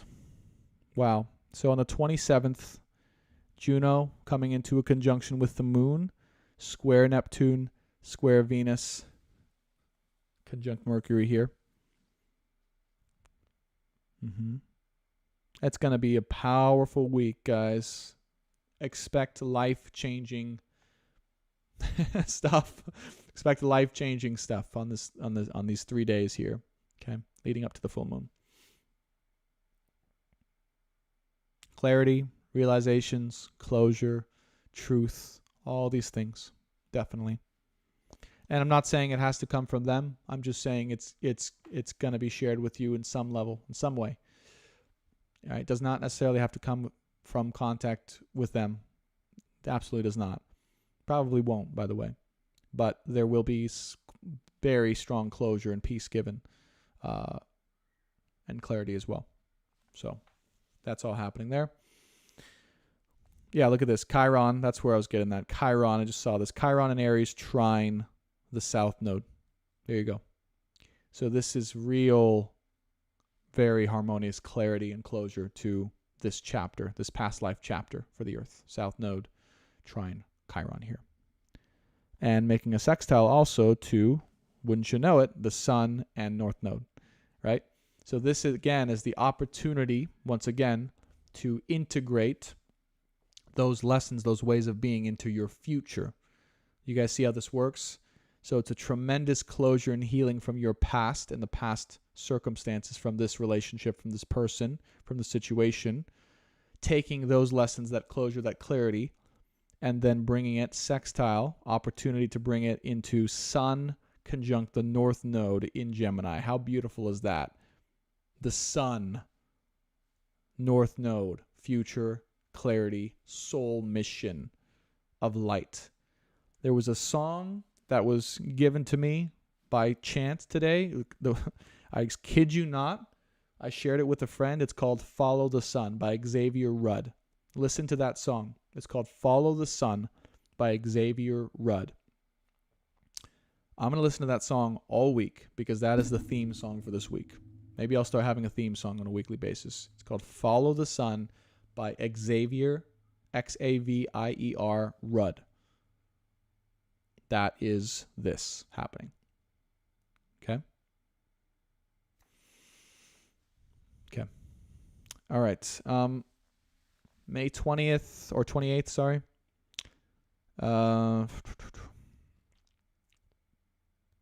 Said to keep going.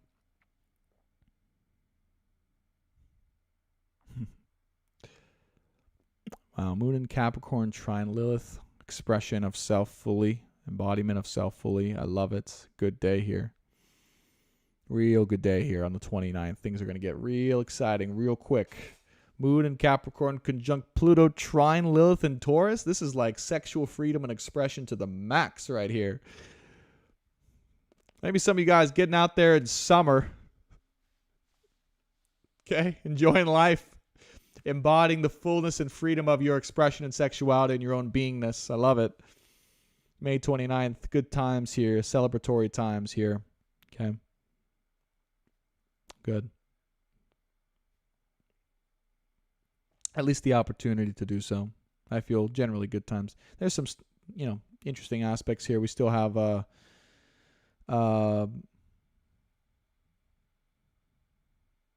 Juno square Neptune, and Neptune also square Mercury and Venus.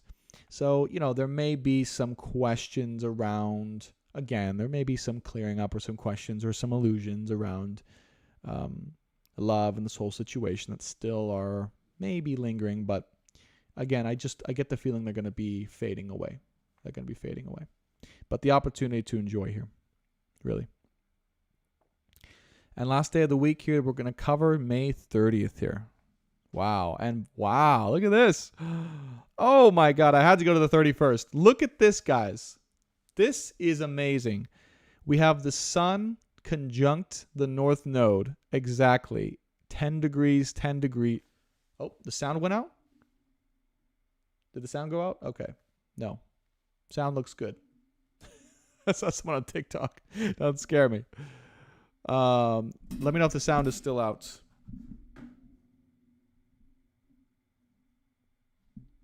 Hopefully not. Okay, good. Yeah, the mics look good. So I think this, from my end, the sound's still going. But let me know if it happens again. But look at this. I mean, sun conjunct the north node. Amazing. All right. In Gemini here. Exactly. On the end of this month, May 31st, May 30th. Guys, this is oh man, the end of the roller coaster, guys. That's really what it is. The end of the roller coaster. This month of May, guys, it's been one hell of a ride, right? I mean, it's been one hell of a ride generally, but this is it. This is full clarity, full empowerment, full embodiment, and just confidence and light moving forward on your journey. Really, blessings. Remember the blessing of all Hakim? That's this day. The 30th and the 31st. This is the blessing of all Hakim, channeled from the original oracle. The blessings that you deserve in your destiny to help move you forward. Look at this. Sun conjunct North Node trine Saturn in Aquarius. So for all of the work that we've been doing, that you've been doing, all right? And yes, thank you, Saturn retrograde. I just saw that. Thank you for telling me that. Saturn retrograde in Aquarius, conjunct the moon in Aquarius. Okay? For all of the work you've been doing in yourself, there will be a great reward here. There will be a great reward. That's just what I'm feeling. There will be a blessing. All right? You will be a blessing for others through the reception of your blessing from the universe here. All right? So be sure to be open to it. Be sure to receive it on this day, okay? And be ready to move forward in a whole new way, okay? After this point. All right, guys.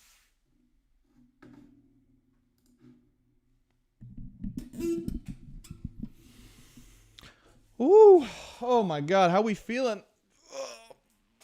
I don't know how long we've gone.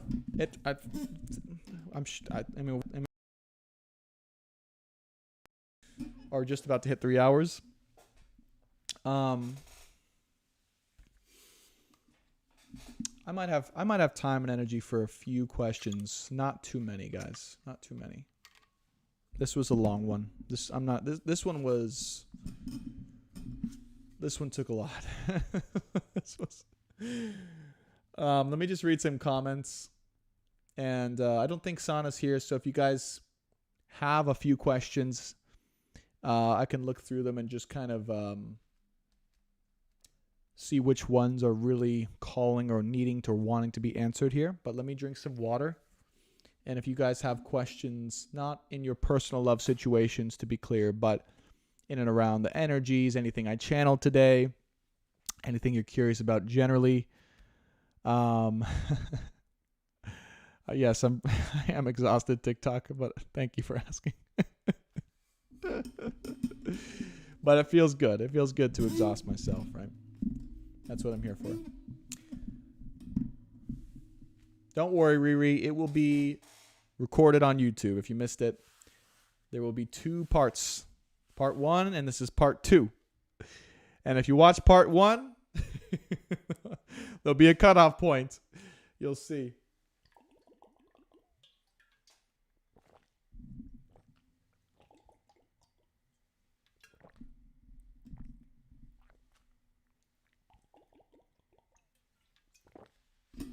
Okay. You guys are saying hot girl summer.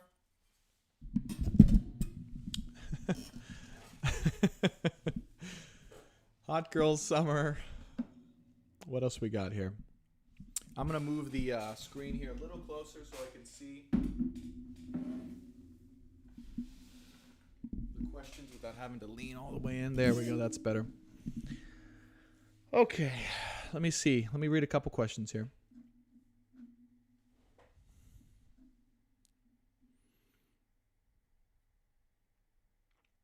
Okay.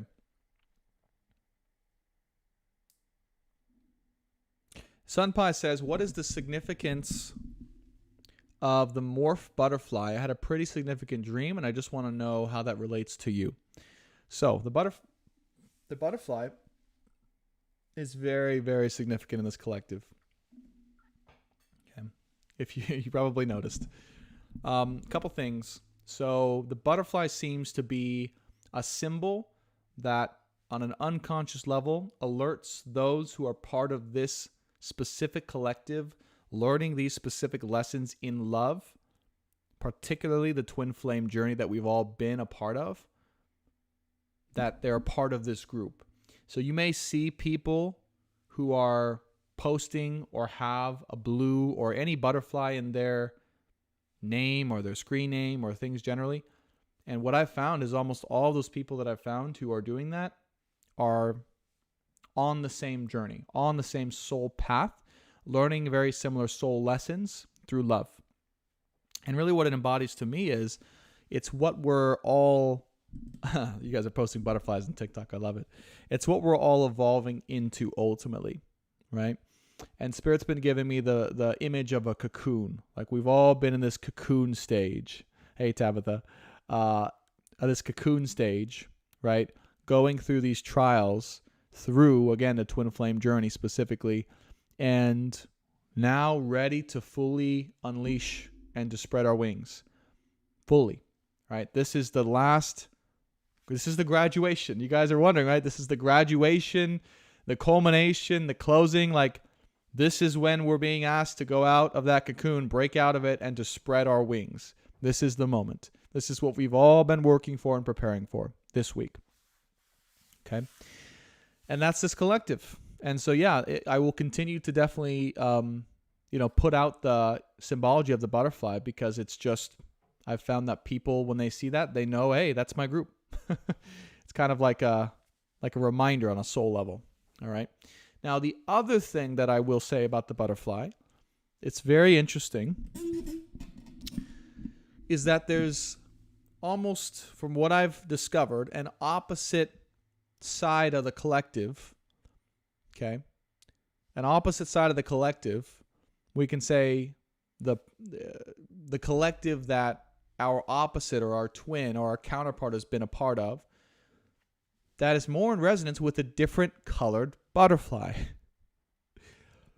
And I wonder if you guys can guess the color of the other collective or the other butterfly, right, that we have been dealing with or working with or collaborating with, which we have then separated from. Okay. And that other colored butterfly would be the orange butterfly, the monarch butterfly. Orange. Okay. So it's been really crazy as I've kind of realized this is there's been two different collectives almost from what I can perceive evolving in their own ways. And some of you guys might resonate more with the monarch or the orange butterfly, and some of you guys might be more of the blue. It's not good or bad, but it's just two different types of energies or soul paths or collectives that are converging as well, all right, in their own ways. Okay. I personally, as you guys might have guessed, I personally resonate and embody more of the blue butterfly. But some of you guys might be more resonating with or resonative of the orange butterfly. And the other thing that I've kind of equated, and you guys might know this intuitively, that the orange butterfly is more like of the earth, like more, I guess, if you want to say like more of the masculine or more of the lessons of the earth, okay? Or just maybe more elements of earth in their chart, okay? More of that personality of groundedness and embodiment of the earth. And then the blue butterfly is more of kind of like the free-spirited, right? Kind of feminine or intuitive, kind of free energy, okay? Or spiritual energy. This is all just from what I've perceived, but take it as it resonates. This is just theory, by the way. This is just kind of what's intuitively I've been realizing. You guys might have noticed, like last week's live stream, I had an orange and a blue butterfly in the. I have little codes. If you guys pay attention, there's like little codes in my little previews. So if you look at last week's thumbnail, I have an orange butterfly and a blue butterfly, right? And then this week I took out the orange butterfly, I put the blue butterfly, and I put the eagle. So there's always going to be little hints and codes that I try to put in there. that I feel called to put in there. Anyways, yes, I that's the answer to your question. Oh, wow. Sunpai, yeah. He or she says, I have the yellow, the blue, and the orange ones that they look like they're going in a circle. Yeah, around the ring and the rosy. Exactly. And I'm sure there's other colored butterflies too in terms of the collective. But I know the ones we've been dealing with as this soul group have been primarily the orange and the blue, right? But I'm sure there's other ones out there that I don't even know about, okay? Anyways. So that's what's been. And interestingly, in my family home, here's what's crazy. In my family home, it's all like there's butterflies like in my bathroom in my family home. I was just there yesterday for my my relative's party.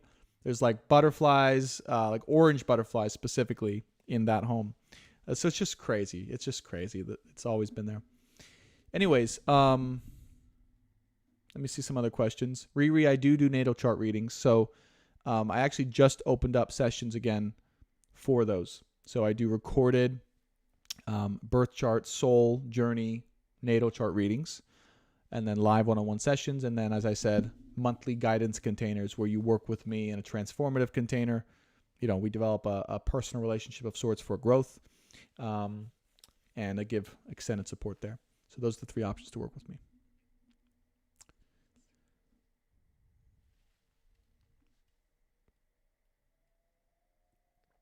Yes, Sunpai. So I'm glad that confirms it. Yeah, the butterflies are big. And they've been constant. You might have even had a symbol butterfly in your twin flame relationship. Like be a prominent figure. Kitty loves tofu. Do life master life path numbers have a twin flame since they're star seeds? Does that mean their mission is to teach/awaken and not find love? I'm assuming you're talking about the life path number 9. But that's a very good question. I don't know the answer to that. Like, I'm not too huge into numerology. I really find it fascinating, but I haven't dived in too much to that. Good question.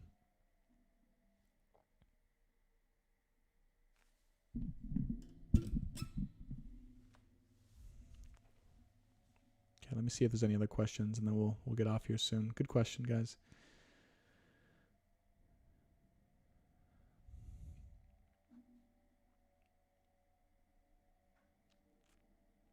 I love all the guesses here. Blue, green, orange, yellow, purple. Those are all good colors.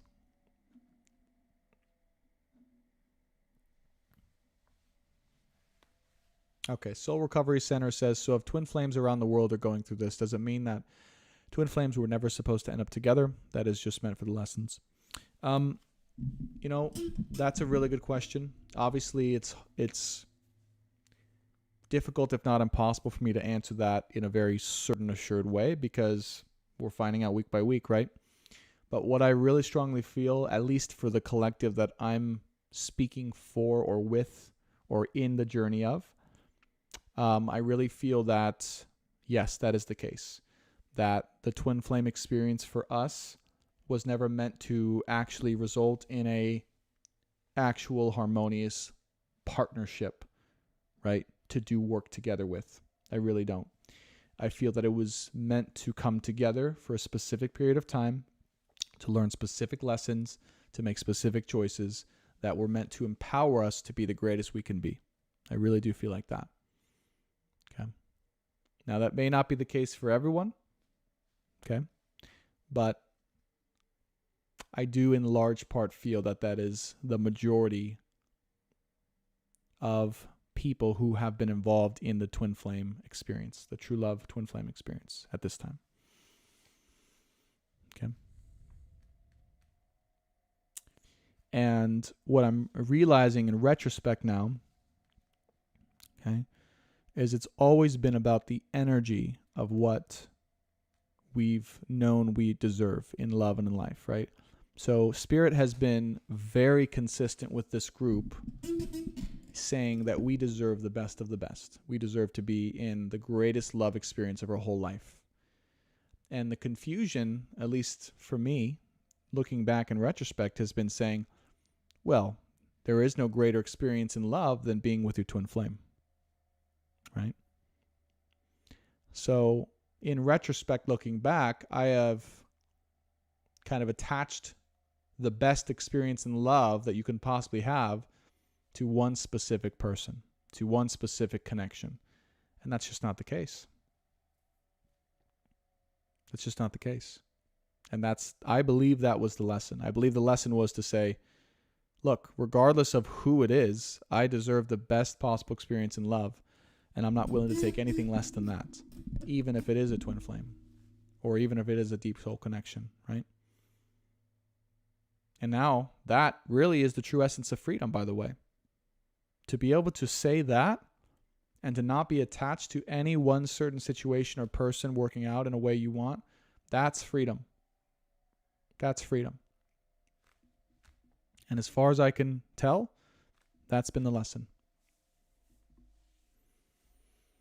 And it truly, if you really feel into that, it's exciting, because then it opens up the possibilities, like the realistic possibilities of that level of true love coming into your life when you are open to energetically, right?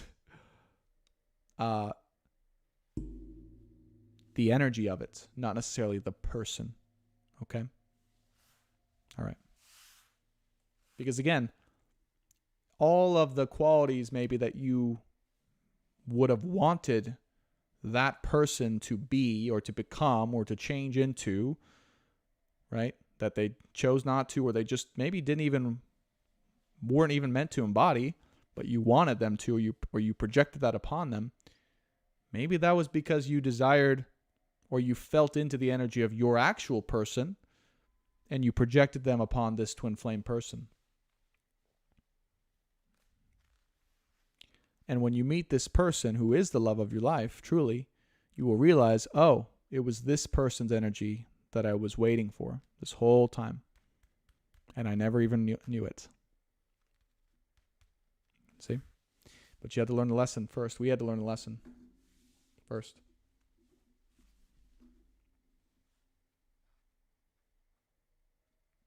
Taylor Mason, good question. Brandon, I'm wondering if you wouldn't mind talking about the spread you used for tarot. I'm just getting into it and placements of cards and what they mean. Awesome. All right. So Taylor, the way that I do tarot is completely outside of anything that anyone would ever teach. Okay. The spread itself has no actual orderly, structurally significance. Actually, it does have a little one. I'll talk about that. But it was self-created. Everything about the way that I do my spread just comes from me drawing and doing lots of readings for myself and for the collective. and just that one feeling like it really was a solid fit for me. And which is just one crowning card, 3 rows of 5, and a 3-card final outcome spread. And a very, very loose structure that I use for that is the crowning card is like the most significant, important message or theme or archetype that affects the rest of the entire reading. So, for instance, today, the Ace of Swords, right, was the theme of the whole day, right? Speaking and being in your truth and representing that. And loosely, sometimes I'll say first row is recent past, middle row is present, what you're going through, final row is overall outcome and or advice or context from spirit, with the final outcome row being what we can expect, where we're going, what we can expect and where we're going. Okay. But I'll be very honest with you, even though there is a loose structure to what I do, one that was all self-made. And you're welcome to copy it if you want. I completely, if that resonates with you, take it. But it's mostly based off of intuition and feeling. It's mostly based off of what's being channeled. Really, it is. It's just an opportunity for me to get cards on the table and to channel from my soul what wants to come through. Because really, if you really think about it, tarot is just a tool that helps to awaken, right, our intuition, our unconscious, to share messages of truth that wants to come through. And for me specifically, it's a way to channel the divine through. And they use the tarot all the time in unbelievable ways. If you guys have been watching this, they use the spreads that I use in unbelievable synchronistic ways to confirm messages that they've given in crazy ways. So they are, if you call them in, they definitely will come in and they will arrange your cards at a specific time.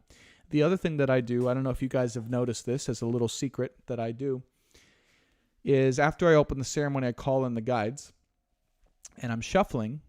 You guys will notice that from here, there'll be a moment where my body will kind of react at a specific moment, right? So I intentionally allow, as I'm shuffling, my body, okay, as an open vessel to tell me when the correct time to stop shuffling is. So this is a way you can integrate the guides and the divine into your readings. You don't have to. You do not have to. It's not mandatory to bring in your guides to channel what they want to channel. This is a very specific way that I'm called to do it, right? Most people, if they're tarot readers, they'll just use their own kind of intuition, which is different from divine channeled guidance, right? Oftentimes it will align, but they are different things technically. Okay, so there's really 2 different ways you can use tarot. You can use it in a way where you can ask the guides to share a message they want to share that you may not be aware of, or you can just use it with your own intuition. Either way is great. I like to channel divine guidance, so I'm as objective as possible, and that's how I use the spread. But you guys see, like, I use my gut. Someone said, Sunpai, your gut, right? I use my gut to tell me, to allow them to speak through my body when the time is done. That's why, honestly, if you guys are wondering why we have so many crazy synchronicities about the cards that they choose and that come out, it's because I'm opening my vessel to them. So they are working through me. So you can do that too. For TikTok, I was holding pyrite. Thank you. I didn't even realize I was holding it. This is pyrite. Out of my right side here. Taylor, yes. Yeah. So, good question. So, there will be occasional times when the cards will jump out and I'll allow it to be if I really feel it was something that they wanted to share. But for me specifically, they will arrange. They tend to arrange the cards perfectly if I use the method of them telling me when to stop shuffling. So there's no needs to really allow the cards to jump out. Some tarot readers like to specifically shuffle in a way where they know cards will be allowed to jump out.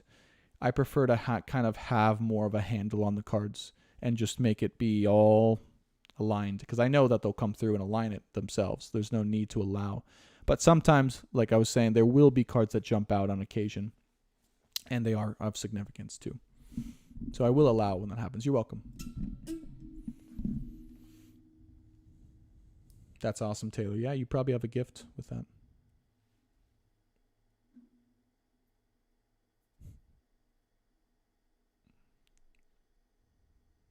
All right, a couple more questions here, and then we'll get off. Any more questions you guys have here? Happy to answer. Sweet Dreamer 1221. Is there anything we should or shouldn't do during the retrograde? All right.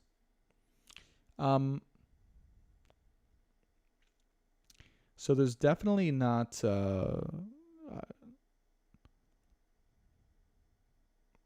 I would say when it comes to like should or shouldn'ts, right?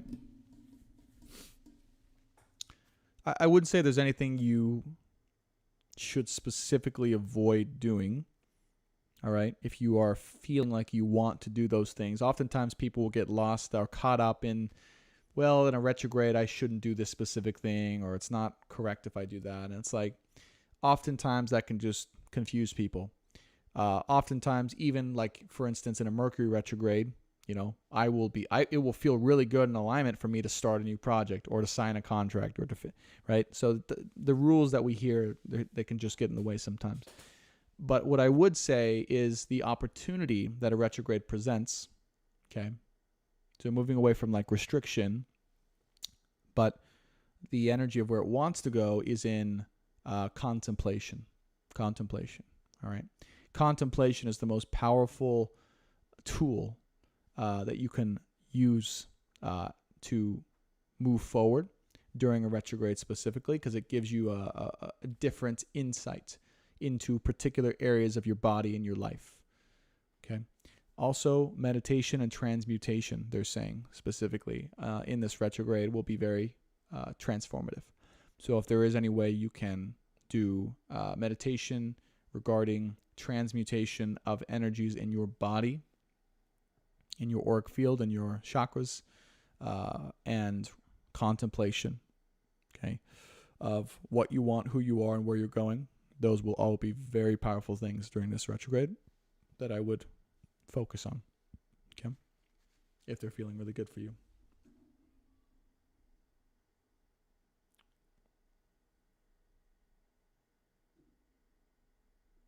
All right, one more question.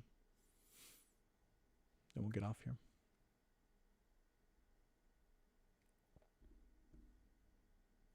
Hey, consider.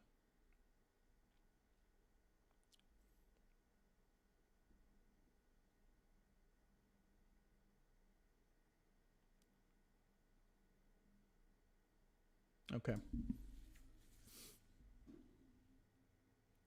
Yes. So, last question here. Lisa Moss says, if Jupiter is in Pisces in my birth chart, should I pay extra attention? Excuse the typing. I broke my left wrist on Tuesday. Wow. All right. No doubt that those two things are connected, by the way, Lisa. Your left wrist being broken and Jupiter being in your birth chart. And, if it's causing you pain or suffering, I just know I have compassion there, but there was just an intuitive hit with that connection there for you. That's actually going to aid you in your Jupiter time, Jupiter and Pisces time, this Jupiter and Pisces cycle for you. Likely there will be things that you are not able to do that will force you to go into a place of beingness, to spiritually ascend, and to realize the depths and the truths of who you really are during this period of time. Spiritual awakening of sorts that required your left wrist to be broken to hinder some activities that would have prevented you from doing that. So just know that feels like the case for you. And yes, you don't have to take care to pay special attention. Life will do what it needs to do, as it has probably with your wrist, to put you into an energy or an area or a situation or environment where you will have the opportunity to very much grow, become, and spiritually ascend in the perfect of ways. All right. So the thing I would advise for you, instead of, trying to focus on anything in particular, is really to surrender to this process. Surrender to where life will take you from this point on, and the environment specifically that it will put you in at this point in time that will be very harmonious to your spiritual growth. Okay? So that's what it feels like for you. It's a very important period of time. And you might have to surrender a bit. In fact, you might have to surrender a lot, is what I'm hearing, in ways that might make you uncomfortable or feel disruptive. All right?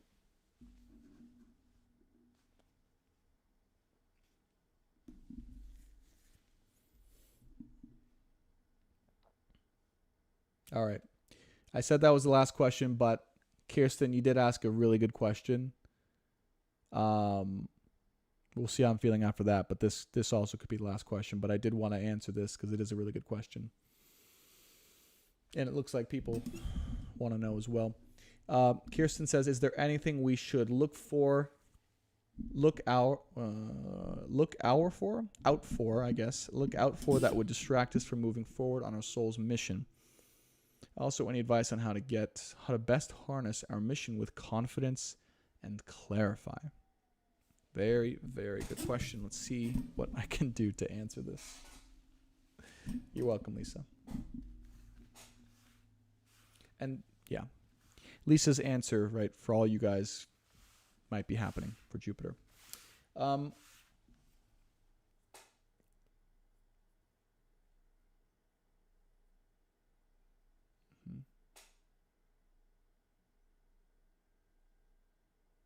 Okay. All right, Kirsten, so the answer to your question from the best way that I can understand it. So she says, again, is there anything we should look out for that would distract us from moving forward on our soul's mission? Also, any advice how to best harness our mission with confidence and clarify? All right, so the first part of your question, yes, there are things. Specifically what I'm hearing, any habits, ways of being, okay, or toxic elements of your life that support or would be in support of the person that you were, not who you are, but the person that you were in the midst of this whole saga. Okay. Ways that would support or accentuate the habits and ways of being that you were, okay, from before, that keep you comfortable and keep you in your former way of being, are the only things that would hold you back at this moment in time. Okay. And this could manifest a result as maybe a feeling of like, I'm not sure exactly what to do. Like you said, right? What can clarify this? What steps to take, where to go. So I'm just not going to do any of it. And instead, I'm going to distract myself by habits, ways of being that I know will give me short-term comfort or distraction, so I don't have to focus on what I'm here to actually do. Okay. So how many guys can relate with that? Maybe have some things like that, that you're doing. I know I certainly do. Okay. I've actually had the download this week for me that it's time to fast a little bit. I've been a little overindulgent, speaking about Jupiter, with food specifically, right? And it's been great. I've been enjoying it. But food specifically for me has been a way of keeping me comfortable in a way that would be less harmonious to want to be motivated to do soul's work and mission and to be clear about it. So you just have to identify those particular things that take you away or make you comfortable. And really the essence of it is, and I'm just going to say it, if there are ways you can integrate that might be a little uncomfortable, okay, uncomfortable, and food might be a big one. Alcohol I'm seeing for some people, right? Alcohol, cannabis can be one. Okay, overindulgent in Netflix or YouTube, things like that. Tarot readings, all right. Lingering things from the past. Any of those things, yes, will absolutely slow you down. So get clear on what those are, if they are interfering. And do your best to actually, the best way to combat these things, in my opinion, and what they're sharing, is to make a complete stand in a different direction or way of being. Okay.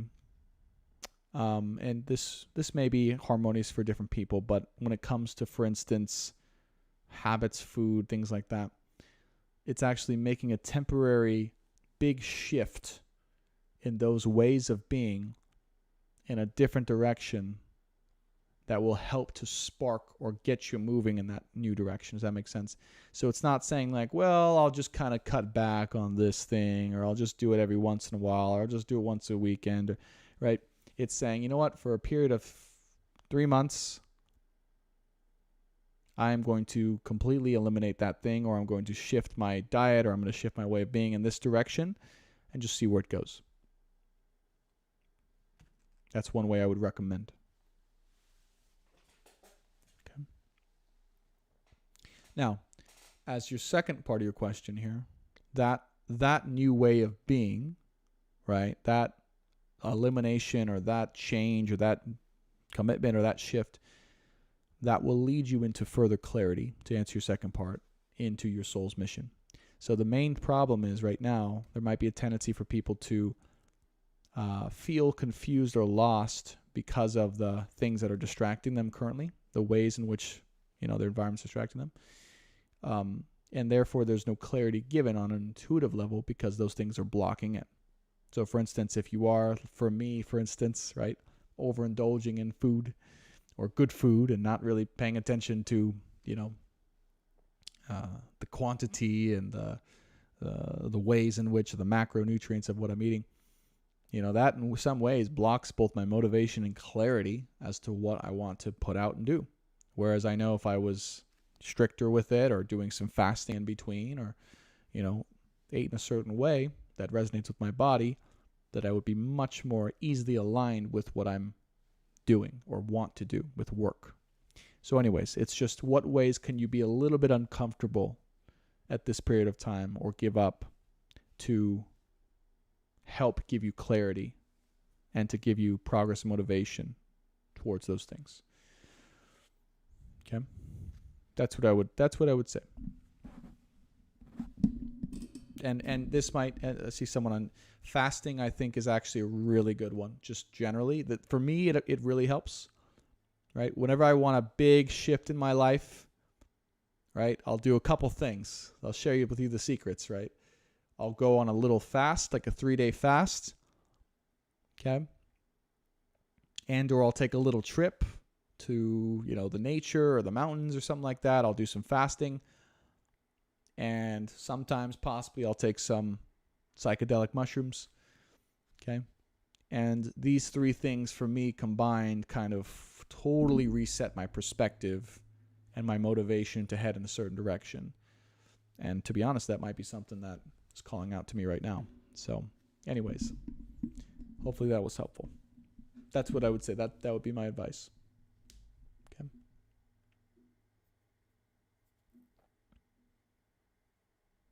Taylor, I love that question. I don't have the energy to answer that one right now, but if you want to shoot me an email, maybe in the next couple of days, I can give you a response to that. But really good question, okay? Awesome. Oh, now you guys have all the questions. Oh, good questions. Let me see if there's any one left that I'll answer, because I do got to get off. It's been way too long. We've definitely gone over 3 hours here, but I'm loving every minute of it. So thank you guys.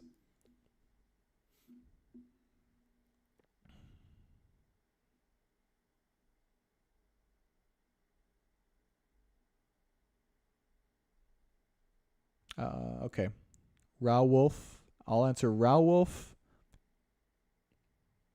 and then Soledad, because that's actually a really good question about the plant-based diet. Okay. So in terms of the ego symbology, yeah. The eagle's been coming to me too a lot. It's been showing up. So the eagle is representative of the sun.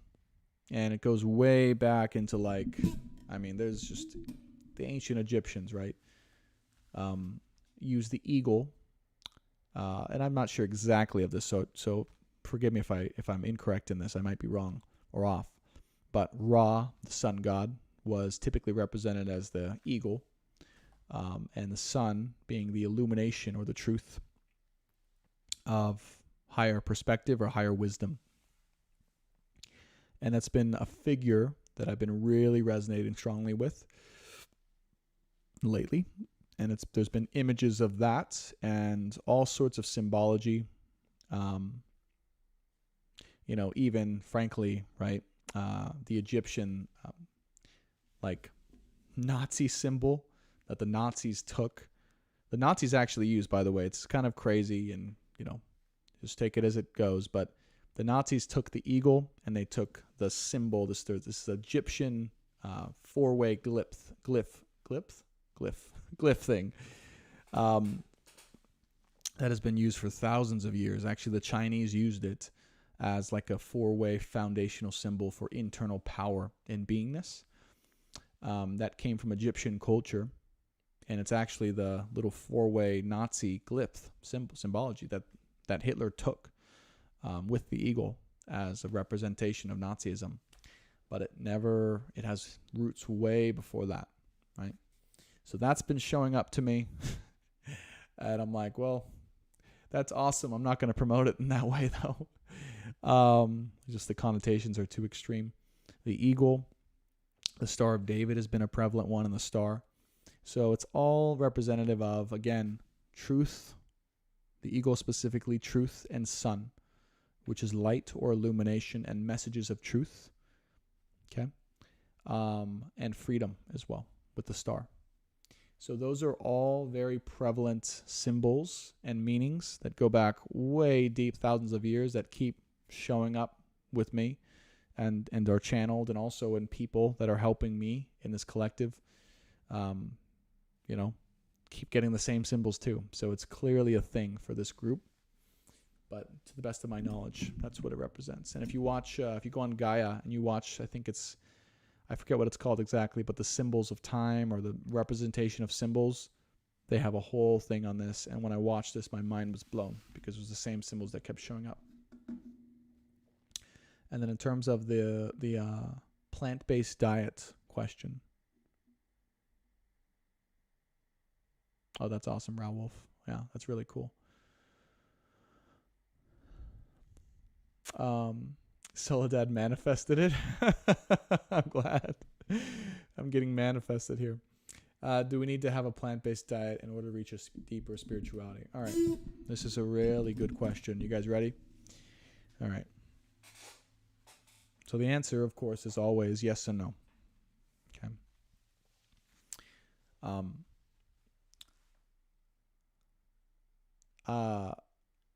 You guys can perceive this as you want to perceive it or answer this question, but I'm sure a lot of people would guess or assume or would agree that I am in some sort of way spiritual as a person, that I have a tendency towards spirituality, that I've gone through experiences and certain levels of awakening that would be associated with someone who is on quote unquote a deeper level of spirituality.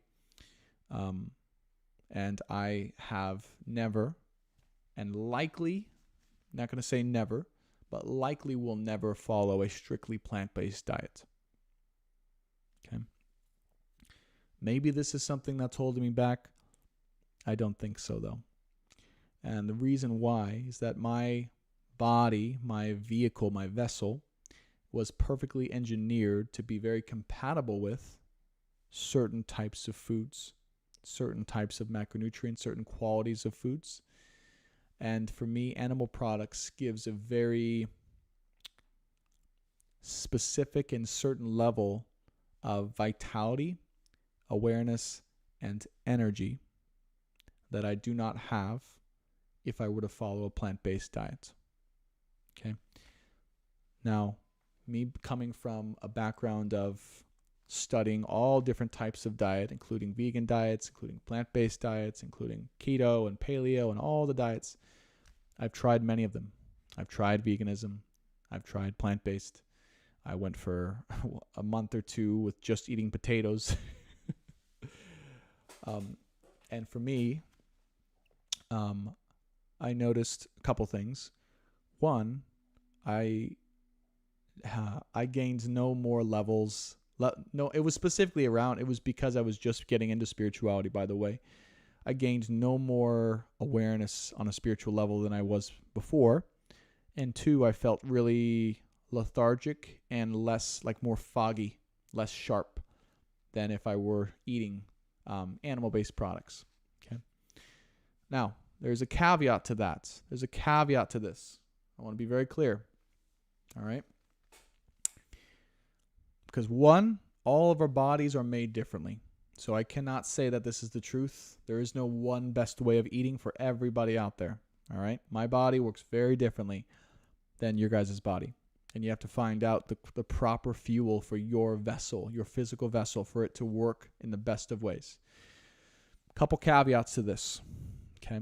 I do believe, right, that eating meat or certain types of meat does and can create certain types of karma in your body energetically. I do believe that, and I have felt that as well personally. So what it's done is it's made me very, very, very conscious that if I'm going to do that, that is going to happen, that is happening. Okay. And the way that I've discovered this is, let's say I have a heavy meal of meat, and then later on or the next day I go do some meditation or some energy work. I will notice that there is energy or karma or remnants of energy that is not necessarily from me, that is needing to be cleared out, right? Needing to be transmuted. Now, the positive news with this is that we have the power to transmute it, okay? So let's say you do consume meat. There is karma attached to that meat, right? With the suffering that it went through, the death that it went through, the ways it was treated, all the things, right? The mistreatment of the meat itself. When we consume that meat and it becomes a part of us, as human beings, we have the power to transmute that suffering, to transmute that darkness into light. And we can do that. And when and if I do decide to have meat, I'm very conscious of that I'm going to need to do that. And I do that. Because otherwise my energy won't be the same. My energy will not be pure. You guys see that? So you have to be conscious. If you're going to have meat, you have to then be aware your energy is not as pure as it could be because of such a dense energy that you're consuming. Is that making sense to you guys?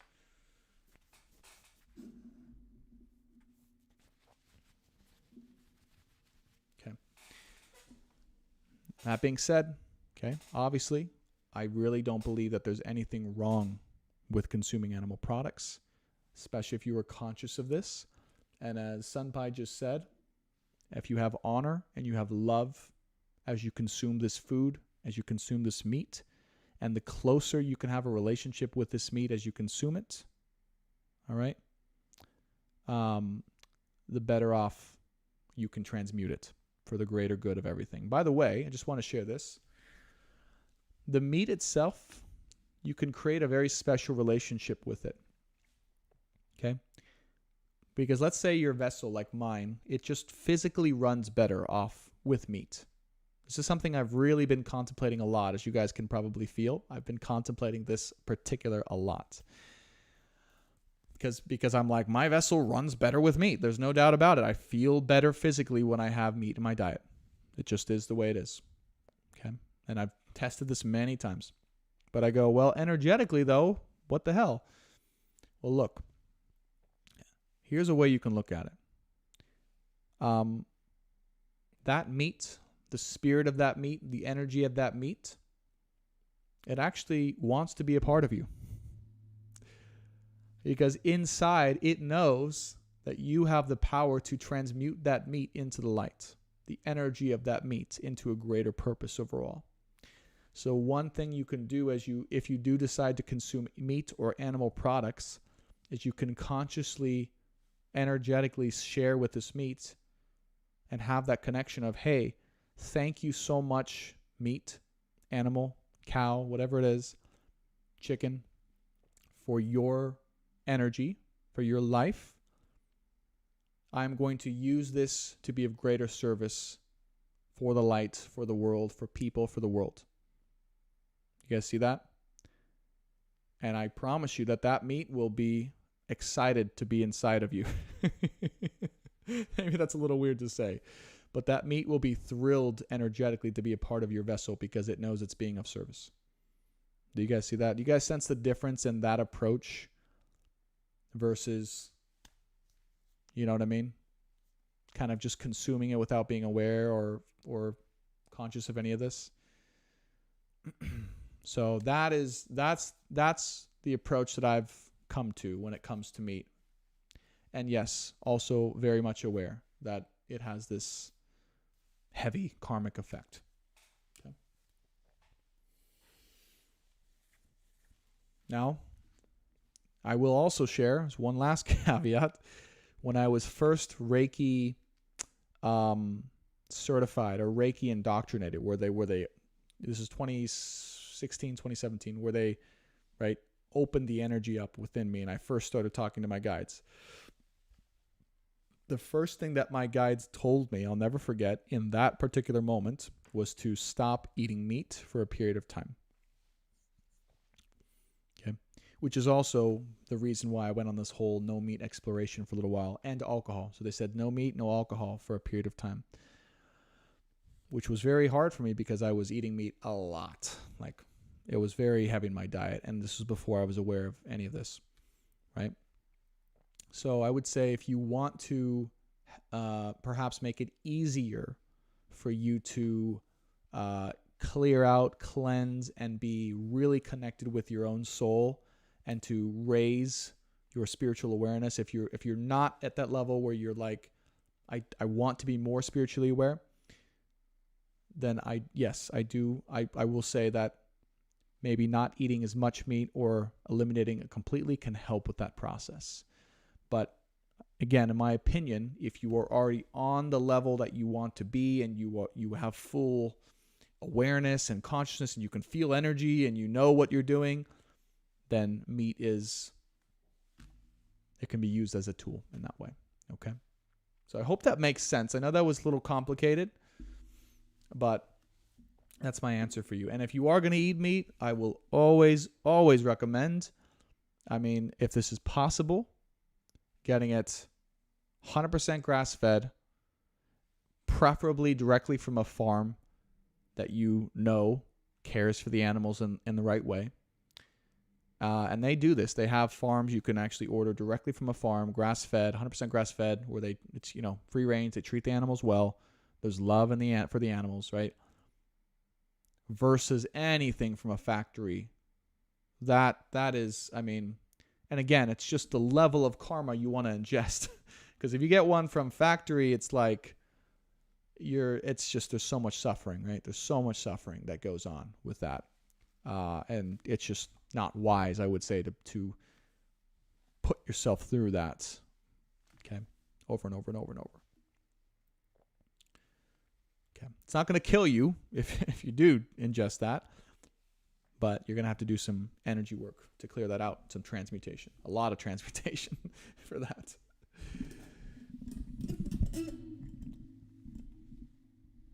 Yeah, and Michelle says, or eliminate certain animals that don't feel good to eat without giving it up complimentary. Exactly. I do agree with that. And one of the animals for me specifically, right, has been beef, unfortunately. Like again, I will have it occasionally, but it's just the karmic load of it is it's just not something I want to deal with consistently. So I eat mostly chicken and fish and things like that. Not a lot of fish these days, but I should. all this. I just thanked my chicken. All right, guys, that's it for today.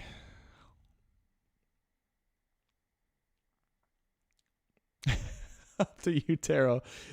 Literally just playing with the thoughts here. With the thought here, could we feel the same eating humans then? At least that baby did not die for nothing. I'm not gonna. That's an experience I can't answer from personal experience. I have no idea. I would say there's probably a lot of karma with that question, with that experience.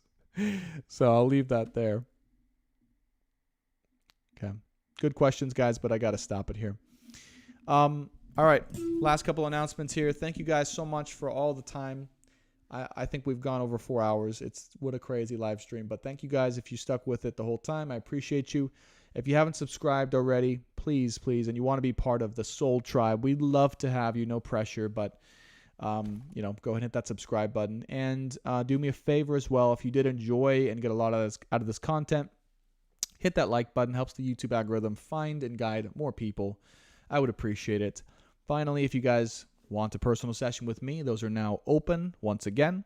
Again, sole purpose recorded astrology readings from me in a channeled way, and or one-on-one live clarity sessions where we basically channel guidance and get right to the root of your soul and help empower and spark you into your greatest direction. And then obviously monthly containers if you do feel that calling as well. All right. Thank you guys so much for being a part of this journey. I have no idea specifically what the future holds for all of us and this channel, but it will probably feel and look very different. And I appreciate those of you guys who are choosing to be and continue on the journey with all of us. We need every single person we can get to be of service for truth, light, wisdom, and the sun to shine as brightly as we can within each of our own souls. I love you guys. Thank you so much. And until next time, bye for now.